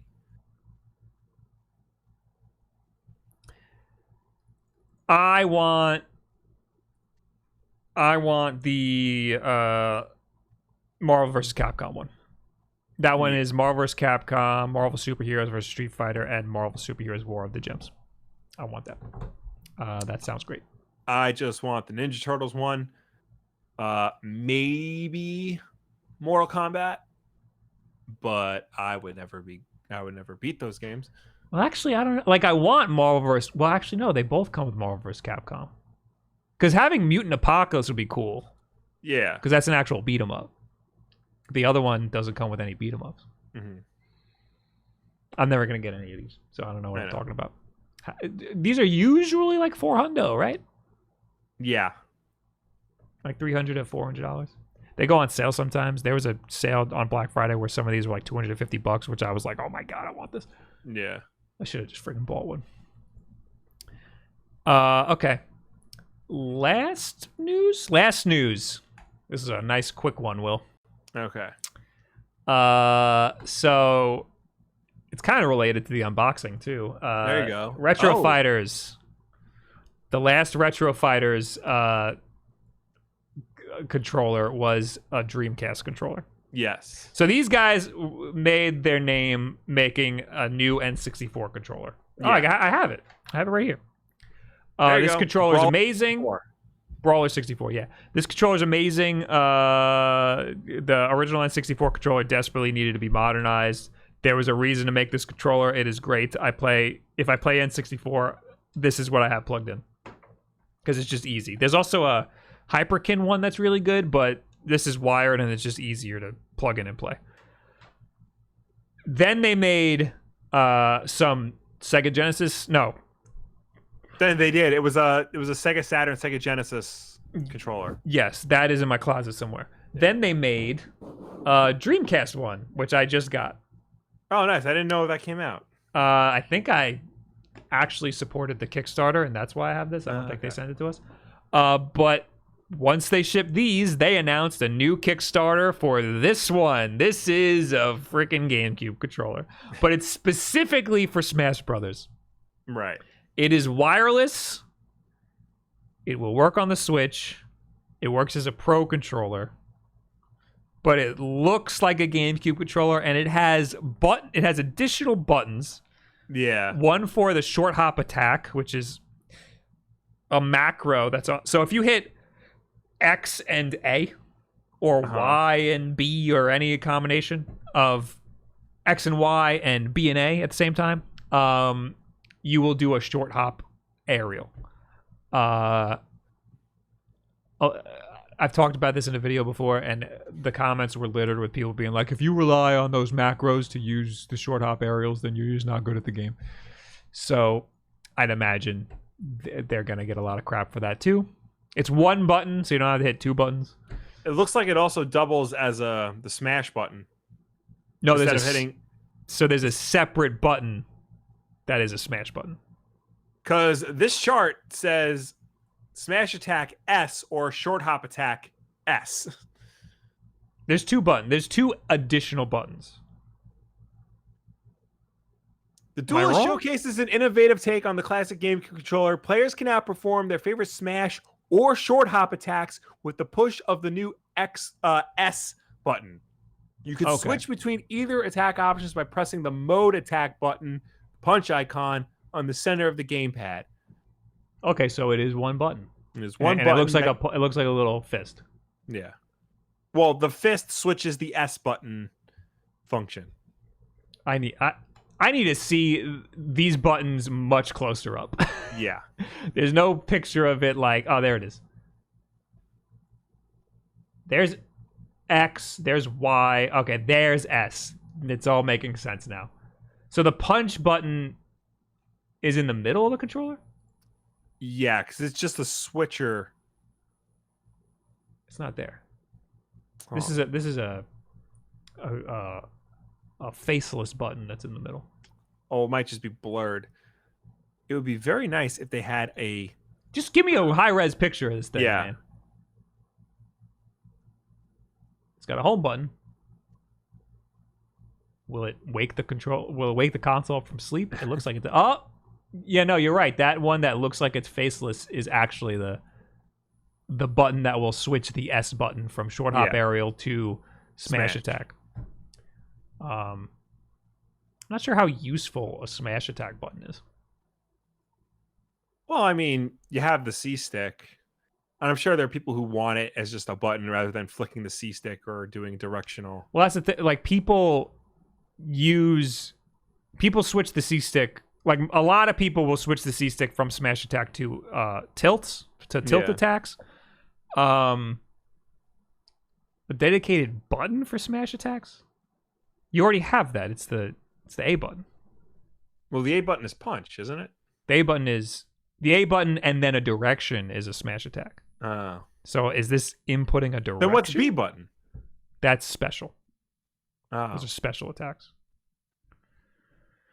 I know it's confusing. I got the two confused for a really long time. So what does the smash attack button do? It performs a smash attack. I type Clearly. in smash. Their favorite smash or short hop attacks with the push of the new S button. You can switch between either attack option by pressing the mode attack button, punch icon, on the center of the gamepad. The A button is also larger, giving it the perfect feel for playing Smash Bros. Ultimate. Nope. No explanation. Do they show it in the video? They demonstrated the short hops. Oh, here it is. That's a forward smash. Yeah, so it's probably just a forward smash. Well, no, then he does a dash attack. But that might have just been gameplay footage. It might not have actually shown what it actually does. They show the short hops. Them using the controller is so fake. Those are the short hop aerials. Yeah. And then it ends. So we don't know what the smash attack actually does. All right. AJ says that looks gross. I knew he would have an opinion. He uses a pro controller, so he definitely does not want this. And he says people bitch about the short hop attack macro because it will always give you a rising aerial. That said, as a supplemental thing, the macro can be useful, and saying using it makes you bad is dumb. Yeah, like if you want to do a rising aerial, then why not use it? If you want to do like a landing aerial, then yeah, don't use it. Anyway, Gooby with $10. Bob, are you going to review the Switch controller that looks like a pregnancy test? What the hell are you talking about? I need to know exactly what this is. And you need to link it in the chat because I need to see it. Yeah, you guys need to tell me the name of that controller. And I probably won't review that because that sounds horrible. Okay. But listen, we should just go right into the unboxing. Yeah. Because I have the Dreamcast controller right here. Yeah. So, like I said at the top of the video. No. Let me do this first. All right, fine. I'll go screw myself. We just got done talking about the RetroFighters stuff. We got to talk about the Dreamcast RetroFighter controller. All right, fine. I just have Bob wants to do. I have to get my camera working. All right, that was easy. All right, here we go. I have no room on this desk. So, when this originally got announced, I was like, why? Why do we need a new Dreamcast controller? I thought the Dreamcast controller was fine. You were of the mind that we needed a new Dreamcast controller. Yeah, because the Dreamcast controller is like compact and it's got a weird shape that's not very ergonomic. And I know this pisses everybody off except me, but the cable comes out of the bottom. Yes. Well, the Dreamcast controller has like a nook in the back. Yeah. That lets the thing come out. Yeah, but like, you know, people either don't use the nook or the cable falls out of the nook. Oh, this is weird looking. Here it is. A lot of the RetroFighter controllers have like barely any weight to them because they're very simple. This is cool. I don't remember the frickin' Dreamcast controller being terrible, but I guess it has like the like where your hands sit. They're like really thin. Yeah. Also, weird. Too, it's like it's straight. It's not like ergonomic, and it's like very like rigid. Right. It's not the worst controller, but you know, there were much better controllers and have been since. So like something like this, the updates are subtle but effective enough to, you know, improve the feel of it. I just always thought that the Dreamcast was like, of the time, it was like the most forward thinking, and it was like it was the closest to what modern controllers have become. Well, no, because the DualShock had just came out. The original DualShock. That's true. They never changed the DualShock design. Yeah. So, I mean, the Dreamcast controller was this weird, like, in between. Yeah. It had the analog triggers. It had an analog stick. It had two memory card ports, one for a VMU and one for a Rumble Pack, or two memory cards if you're so inclined. But you know, it was missing a second analog stick. It didn't have bumpers. This one appears to have bumper buttons. Yeah, it has 4. Yeah. The Dreamcast didn't. The Dreamcast just had the triggers. That's weird. Yeah. And it has the 2 VMU slots. Yeah. And look at how the look at how the cable comes out. Yeah. It comes out the top, kind of. That's weird. I mean, it works. Yeah. It's still coming out the top, but like kind of. Also, what are those 2 buttons on the side of the VMU screen, I guess? You got a turbo button and a clear button. Clear button. I will read the manual to let you know. I mean, this feels really good. Okay. Now, this is the Brawler 64, and it feels this exact same. Yeah. Feels like the exact same thing. Here's the manual. It came with this really cool keychain. Big fan of that keychain. Quick start manual. No, I do not want to follow you. Actually, I'm pretty sure I follow you on social media already. Clear button. Clear. So, there it is. Clear.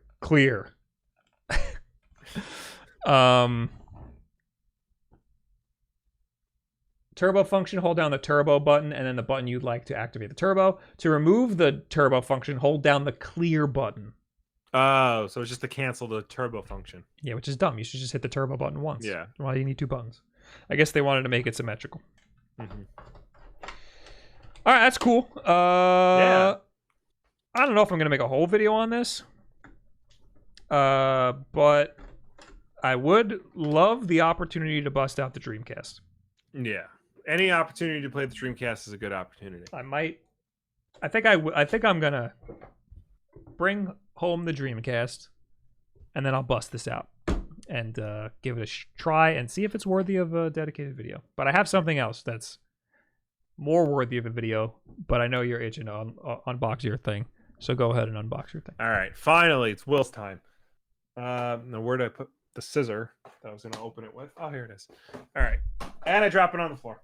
That's how excited I am, folks. You suck, Will. Life's terrible. All right. I know it can't be that big, but the box is much smaller than I was expecting it to be. I'd imagine it takes up most of that box. Yeah. Let's see here. Important. Read first. Oh boy. Notes for a successful setup. To ensure turn off your controller before attaching the product to your PS4 to your DualShock 4 wireless controller to ensure proper connection. Use this product only with a DualShock 4 wireless controller. All right, I will use it only with a DualShock 4 Oh, this is much tinier than I thought. Oh. It's only this big. And this is the controller. Okay. Yeah. That looks pretty sleek. It makes sense, yeah.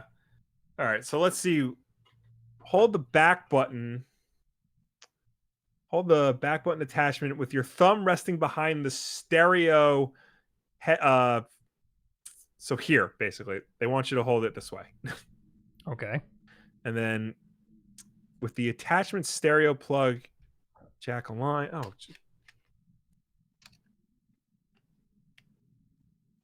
I doing this wrong?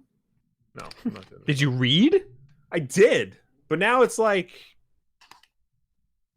Are you sure that you? Oh, it bends. That's why. So you got to put it in and then angle it. That's annoying, but there it is. Now my PS4 is on. Is that thing a sticker on the back? The little finger yeah. thing? Oh, okay. Cool.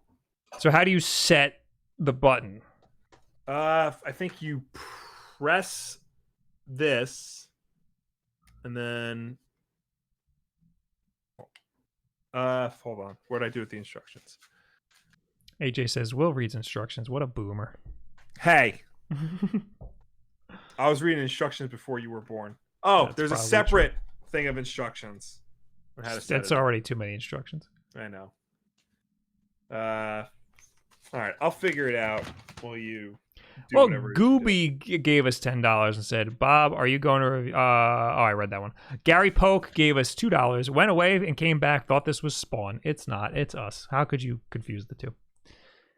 Also, Gary Polk also gave us $2 and said, I use it with Overwatch. It works pretty well. He's talking about the thing that you have right there. Yeah. What button do you have it mapped to?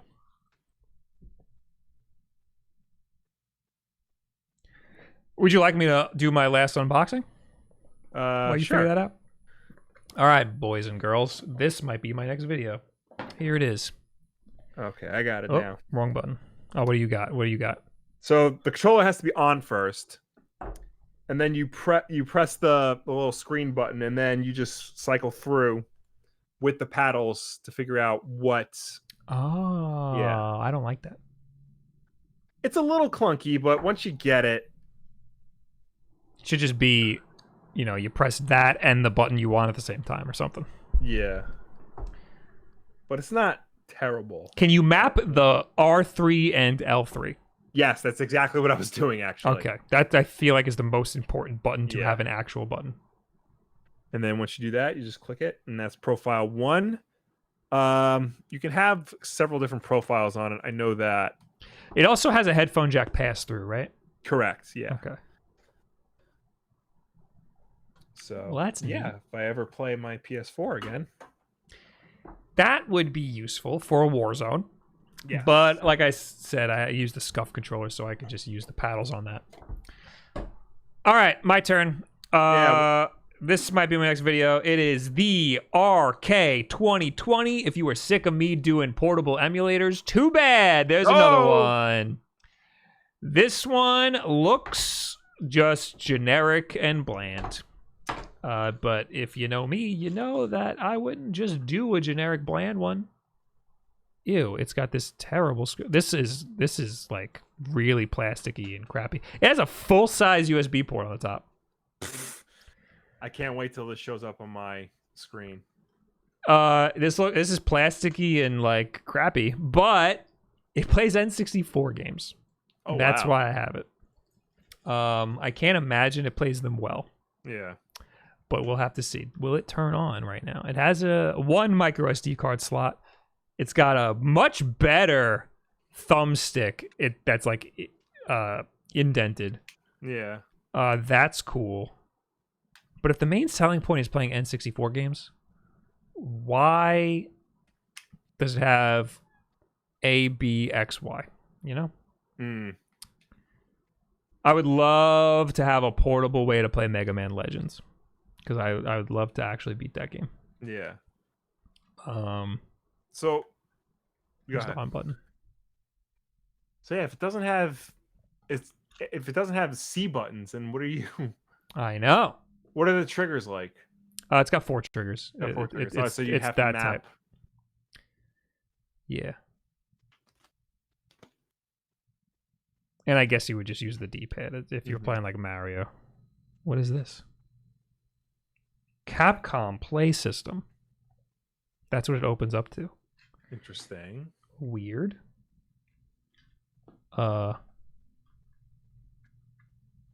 Oh, it's one of the... Oh, hold up. Wait a minute.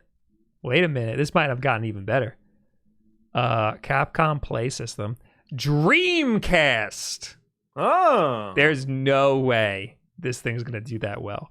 What do we got? 5 games available. What is that symbol? Game Boy. Is it Famicom? Oh no, I can't. I can just click on it and see. Yeah, it's Famicom. Okay. I kind of like the UI here. Game Boy Advance, Game Boy Color, Sega Master System, Mega Drive, Nintendo 64, NES. Okay. A PC Engine, ports, and a little Raspberry Pi symbol. Is this a Raspberry Pi? PSP! Get out of here. PlayStation. Residual VM. Scum VM. You know, Scum. Yeah, Scum is that was the engine that a lot of the old LucasArts adventure games were made on. Oh. It's good to have you around. Yeah. What is this? Emular script setup? I don't know. Oh. Super Nintendo, and then all, and then favorites. All right. Well, should I open up N64 or Dreamcast? I guess the N64, because that's what you got it for. Diddy Kong Racing, Mario Kart, Star Fox, Super Mario 64. We all know how that should look. Yeah. Well, that boots up. I'm going to say this about the back buttons. I like how it doesn't interfere with my Nyko charging dongle. That's cool. But getting it on and off is kind of a pain in the butt. Because you have to line up the headphone jack like properly, and it bends back. Mm-hmm. But getting it to bend back is kind of a pain in the butt. So it's clearly designed to like not be taken off ever. There's no volume slider. Okay. So I guess it's probably a mixture of like start and one of the buttons. I don't know. Oh, this frame rate is god awful. Oh boy. Oh. So like when you film a screen and it looks like it's flickering? Yeah. It looks like that's what's happening on the screen, but I promise you it looks like that in real life. It's flickering in a weird, really weird way. Yeah. This is the Japanese Mario 64, I should mention. Okay. Dear Mario. Blah, blah, blah, blah, blah, blah, blah. This is going to take a while to actually get into the game. But while that happens, we might as well keep going and do the tweet of the week. Tweet of the week! Tweet of the week! Tweet of the week! We got... Oh, this is good. This blew up. This is very viral, I would say. I saw this, yeah. Scooch says, "Ah, yes, me, my girlfriend, and her $500 4-foot-tall Mareep." Up, it died. It completely died. Okay, well, I guess I gotta charge it. The red button, the back is still red. Yeah. So I don't know if it's actually dead. All right, well, I gotta charge it, I guess. All right. Well, anyway, so it plays N64 games. The frame rate was weird. I need to actually physically play the game in order. I mean, it looked like it ran fine aside from the. I mean, we know N64 game frame rates are weird, but it was literally flickering. I have a feeling it'll actually play pretty decently, but we'll see. Yeah, and we'll see if it's worthy of a whole video. Last note on this before I get into this. Let me see how much it is. I want to look it up on Retro Me. Well, let's look at RK Console. Buy now. $66. Okay.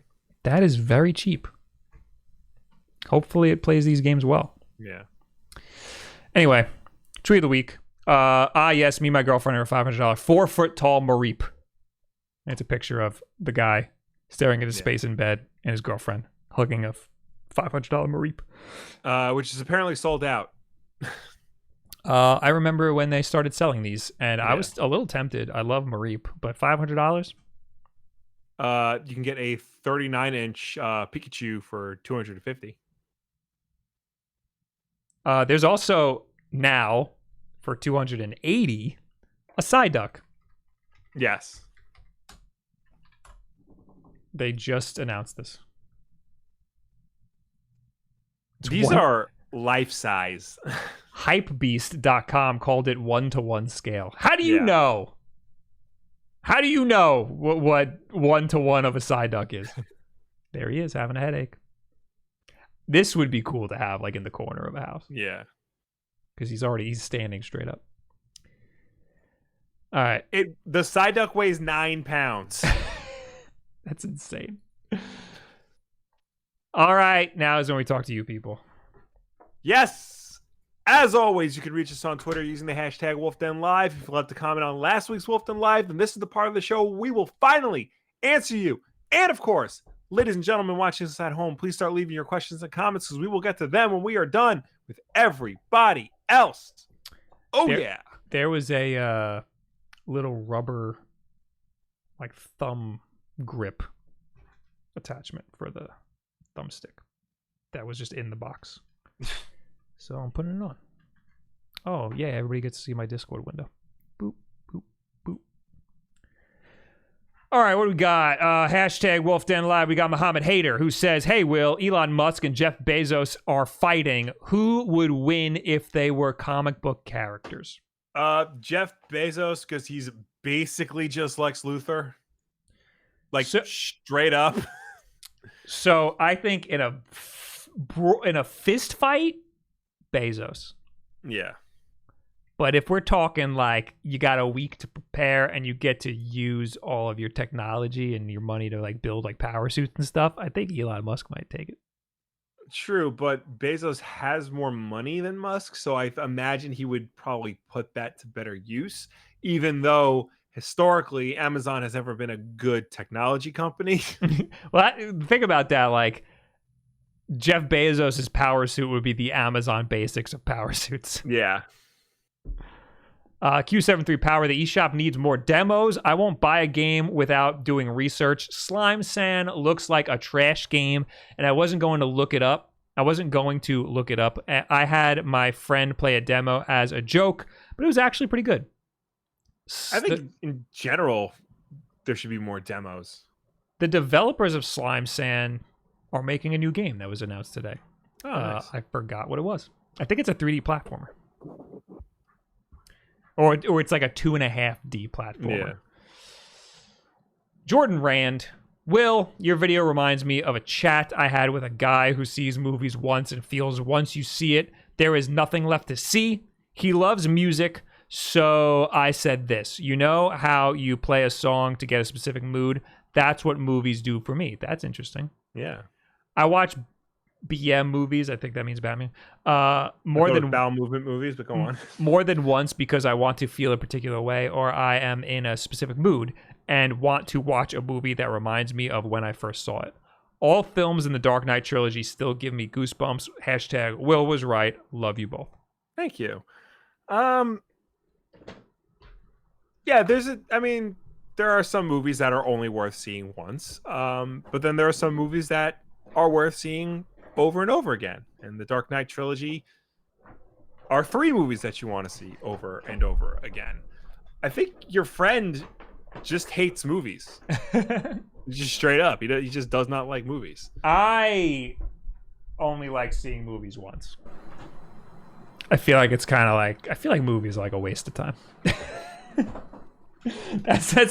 I'm kind of with his friend, but I don't think I think that's an interesting perspective. I've never heard of it like that. Like you watch a movie to get yourself in a certain headspace. I mean, if it's a good enough movie, like I'll watch it again because you never watch the same movie the same way twice. Well, because like once you've seen it, like you have your initial reaction to it and it either gets better or worse from there, but every time you do see it you learn something new about it and you appreciate something different about it or you hate something different about it.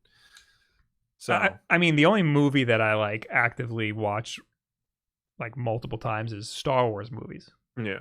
And usually when I watch it it's like an event or something, you know. Yeah. Like I one of my friends when he turned 30 they rented out a bar and played it on a projector in the back and it was freaking awesome. Yeah. And nobody said a peep the whole time. Everyone was just watching the movie. It was awesome. Yeah. I mean, I've just an example, like recently I rewatched Mission Impossible Fallout just because like I like watching the stunts and like I've seen the behind the scenes of like how they did them, but even still like I don't understand how they were able to pull some of those things off. Because it is grossly negligent that they let Tom Cruise jump out of a plane like 5 miles high or have him fly a helicopter through canyons while shooting at another helicopter. I need to watch through those movies. I need to get out of the mindset. Like I watch a lot of YouTube videos because they're short and easy. I need to... What ended up happening is I watched like 4 YouTube videos in a row. Like I might as well then have just watched a movie. So I gotta... just start watching movies instead of YouTube. Yeah. But anyway. So if you want to watch the Mission Impossible movies, I have them all. Yeah, I want to watch the first one. They're all good. Even 2. Come at me, chat. Where can I watch the first one? besides getting it directly from you? I don't think they're streaming anywhere. That's so dumb. That's so stupid. Hold on. I actually have an app that tells you. Well, keep going and I'll figure it out. Last week on YouTube, we got PokeFreak Gaming who said, what's the point of talking about Pokemon if most of you have no clue about Pokemon? Everybody always has to talk crap about us when we talk about Pokemon. Paul W., how can you cover Pokemon news when you can't even appreciate it all? I am upset with your lack of knowledge. I can appreciate it. Yeah. We just say dumb stuff because we're not that into Pokemon.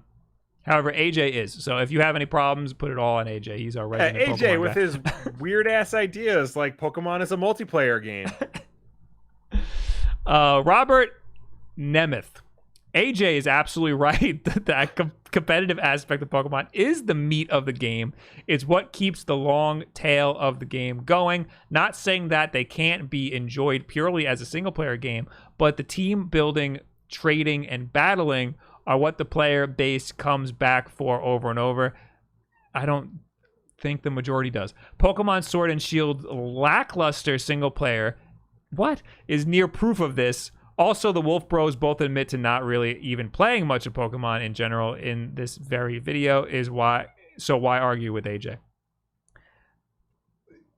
I think part of the argument we said that it's interesting that there's people who play it competitively and they think that it's mostly a competitive multiplayer game and the meat of the game is the competitive aspect. Yeah. I think most people just play the single player and then collect Pokemon. And those people would say the meat of the game is the single player. And we are those people. XC Zach says, with the meat of Pokemon, honestly, I think both sides are right. The great thing about Pokemon is that you can play it as hardcore or casually as you want. If you play for the competitive, you may not care about the story, but you can only play the story and get your fill. The story teaches you mechanics to competitive, but you can ignore that and just use cool freaking Pokemon. I think there's a lot of mechanics in competitive that you don't learn. Like, I don't know anything about physical or the other attacks. Yeah. See, I don't even know what they're called. Because it's just so easy to go through the single player. Also, Robert Nemeth said lackluster single player. The single player was great. I had a great time with the single player in Sword and Shield. So I disagree there. And I stopped playing a couple Pokemon games because the single player was not great. Like why? I didn't really enjoy the single player that much. And Sun and Moon, I kind of just fell off the single player. Luke Antone, when will Fred guest star on Wulff Den Live? He actually sent that to me in a DM. Fred will guest star on Wulff Den Live when the main topic is an anime topic. Yeah. And good luck with that happening. Okay. Now we're in the chat. Real quick, Mission Impossible Fallout is currently streaming on Prime and Hulu. And that's it. I can't even, like, watch it on Amazon if I pay for it? You can, but, like, if you have a Prime account, then you can watch it for free with your Prime account. No, I'm thinking of the original. Oh, the original? Yeah, no, you can, like, buy or rent the original. I would like to rent it. How much is it to rent it? Hold on. Mission Impossible. $3. $3, yeah. For HD. Now, is it actually going to be HD, Will? Yeah. All right, I'll pay $4 to watch. It might not be 4K, but it'll be 1080p. It's been many, many years since I watched that. Yeah. It's slow. It's a very slow burn of a movie, but it's very good. AJ says you do learn about the physical and special split in the campaign. You just don't pay attention. Well, did they do a good job then? There's plenty of games that force you to learn stuff. You know? We also have some super chats. Yes. We have Mecha Dragon with $5. Great video this week, Bob. You managed to show some rage without screaming and being hilarious about it. Also, great to hear the bad side of E3 as well. Yeah, a lot of people liked that video, and I'm glad they did. I thought I was like a little hesitant to actually make that video. It's a very comprehensive video about like not just our experience with E3, but like why it's kind of a bad show. Yeah. Why it needs to be desperately changed completely. Yeah. John Enquist with $5. You'd think as YouTubers you would get a Dollar Shave Club sponsorship to shave your face. We have one. They're not sponsored until I think next month. So this is what you get to deal with. I reminded my wife that this stays till the end of quarantine. Yes. And who knows when that might be. And then my daughter proceeded to grab both my beard and my neck hair and yank extremely hard. So I will be shaving my neck hair, and that's it. Yeah, I was also growing this until the end of quarantine. However, I think it's like all but ready to pack it up for quarantine. I think you should still quarantine as much as possible. Yeah. But people are freaking, I'm seeing nobody's appreciating quarantine anymore. Yeah. I've basically said I'm not shaving this until either A, I have to go back to my 9 to 5, or B, I have like a wedding or something to go to. So yes. Oh yeah, it's true.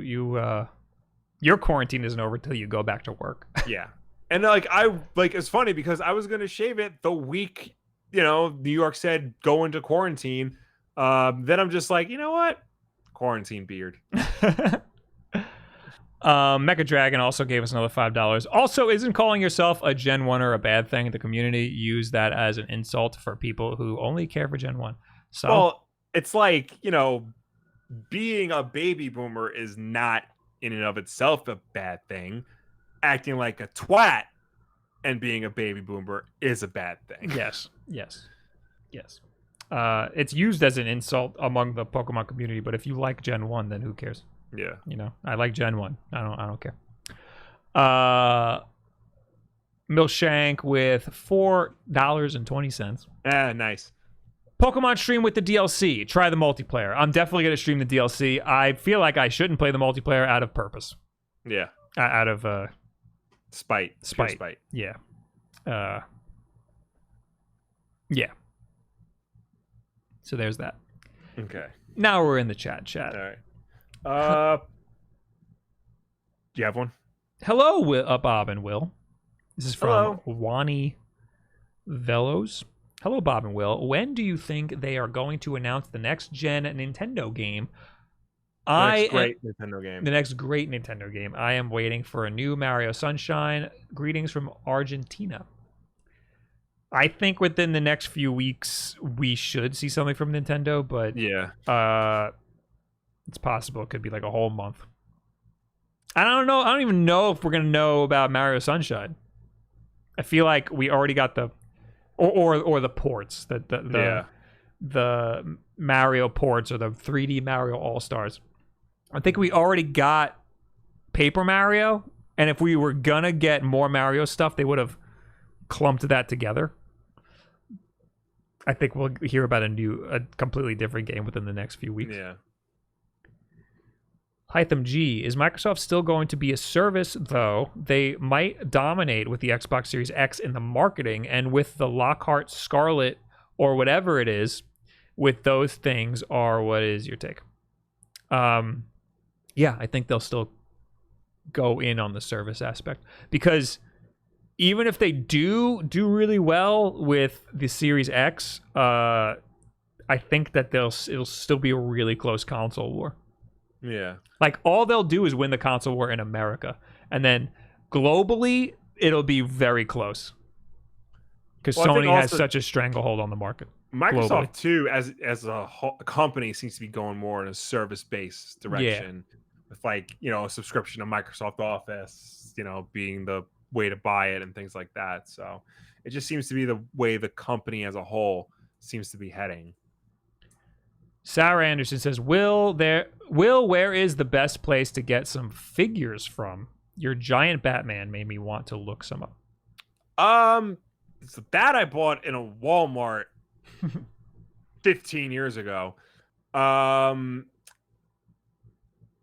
Amazon is sometimes good, For figures, the problem is like prices fluctuate wildly depending on what you're looking for. Also, to a lot of third-party sellers on Amazon like screwing things up. The best place to get figures, honestly, unfortunately, is in physical stores, like in Target, in Walmart, Toys R Us, RIP. Comic book shops are good, but they always jack up the prices. Yes. Always. So if you're okay with spending just a little bit more, then maybe try a comic book shop. But Amazon isn't bad for specific things. Retail stores like Target and Walmart are pretty good, but their selection is usually much more limited. Although they've been getting better with like collectibles, like NECA stuff, and things like that. I think Amazon is the best. But also, if you want something really specific, our good buddies at Amok Time have an online store. Yes. That's our Long Island local comic shop. Yep. That also they make most of their money as an online retailer for toys. Yeah. And also Midtown Comics has a bunch of good toys, but Amazon's the cheapest. Also, Play Asia if you want some anime toys. Yeah, they got good stuff. Be careful with eBay though, because the sellers usually jack up the price, thinking that. I was gonna read this, but then Fred deleted it. I think because he put too many emotes. But I'll read it anyway. Bob and Will, when do you think Apex is coming to Switch? I need it. That'd be great. I'd much rather. I'm surprised it hasn't yet. Yeah, I'm surprised it hasn't either. I'd much rather Warzone now at this point. Yeah. That would be amazing because I would have it with me portably. Oh, did he spam it? That's why. He spammed it, yeah. Well, I answered you anyway. Yeah. I didn't notice that you spammed it. Yeah, I'd rather Warzone, but I would take Apex too. Apex would be great. Having Warzone cross the cross what do you call it? Progression. Yeah. Would be awesome to have portably. Parker, hey Will, with the new Batman movie coming out next year and rumors of the Joker going around, who would you cast as the Joker for the new Batman movie and why? Just don't do the Joker. Stop with the Joker. Don't do the Joker. Not because I hate the character, just because he's very easy to get overplayed. Yeah. We just had a movie dedicated to just the Joker, so it's good to take a long break from him. There's so many Batman villains. You can Batman. It's unanimous that Batman has the best rogues gallery in comics. Mm-hmm. So that said, I was listening to a podcast back when Kevin Smith did interviewed comic book creators, and he interviewed Neil Adams, and Neil Adams said Matt Smith for the Joker, and I can't think of anybody else now for it. So, Doctor Who. Doctor Who, yeah. I think that's a great idea. So, that's my pick. Okay. And then cast David Tennant as the Riddler, and then it's just all be just nothing but doctors as Batman villains. Yeah, I would take a Riddler for a. Well, I think the Riddler is going to be in the next one, played by Paul Dano. That'd be amazing. I would super appreciate that. Yeah. CQ Cumber says, Bob, do you like Wulff Den Live? I wouldn't do it if I didn't. All right, I'm gonna read one more. All right.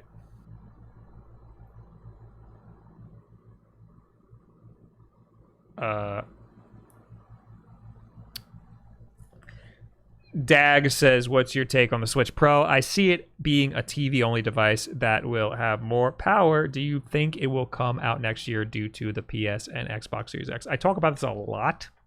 Yeah. I feel like maybe I should make a video on it, but that's I feel like that's like a waste of a video. I feel like that's a good video to have when you have nothing else to talk about. Yeah. Yeah. Because we do get asked this a lot. I think the Switch Pro is never happening. I think at most it'll be the new Nintendo Switch. It'll play all the same games. It'll just be a little bit, like slightly more powerful, just to make games run faster. Just like we saw with the DS and the 3DS.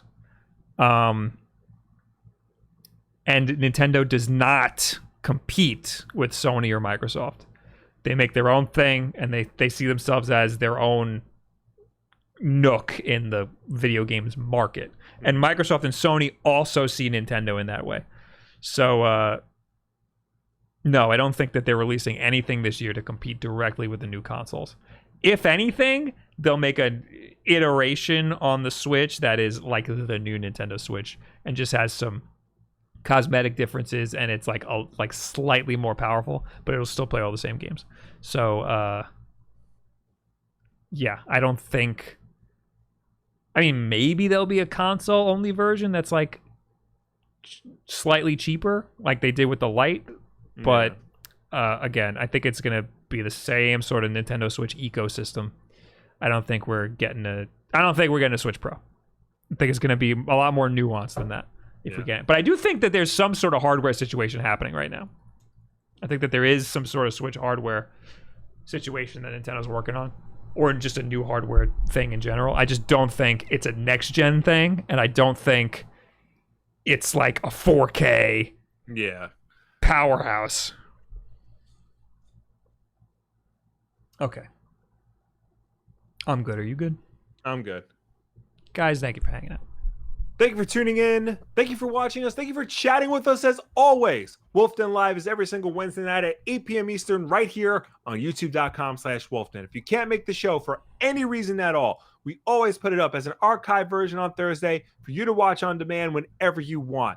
If you prefer to listen to us rather than watch us, you can do that as well, because we're also an audio podcast on Apple Podcasts, SoundCloud, Spotify, Google Play, and Stitcher. And if you listen to us on any of those platforms, please be sure to subscribe, rate, and review us, because that helps us with placement on those respective stores. Also, if you want to watch just a little bit of Wulff Den Live, or maybe you want to send a specific clip over to your buddies, then subscribe to Wulff Den Clips, where our good friend Eric Henley takes this week's episode and cuts it down into bite-sized chunks for your viewing pleasure. John Enquist gave us $5. It says, to AJ, video on top 10 rental Pokemon in Pokemon Stadium 1 the people need to know. Rental Pokemon? Can you rent a Pokemon in the game?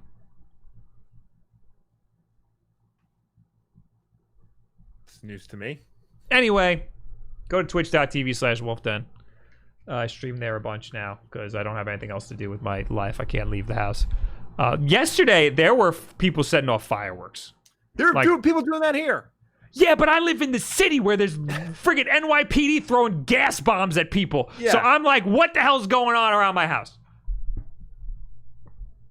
But no, it's just some idiots setting off fireworks on their roof. If you're setting off fireworks on the roof of an apartment complex, don't you think the people who live there are going to be like, guys, stop setting off fireworks, you idiots. You're making us think that the world is ending.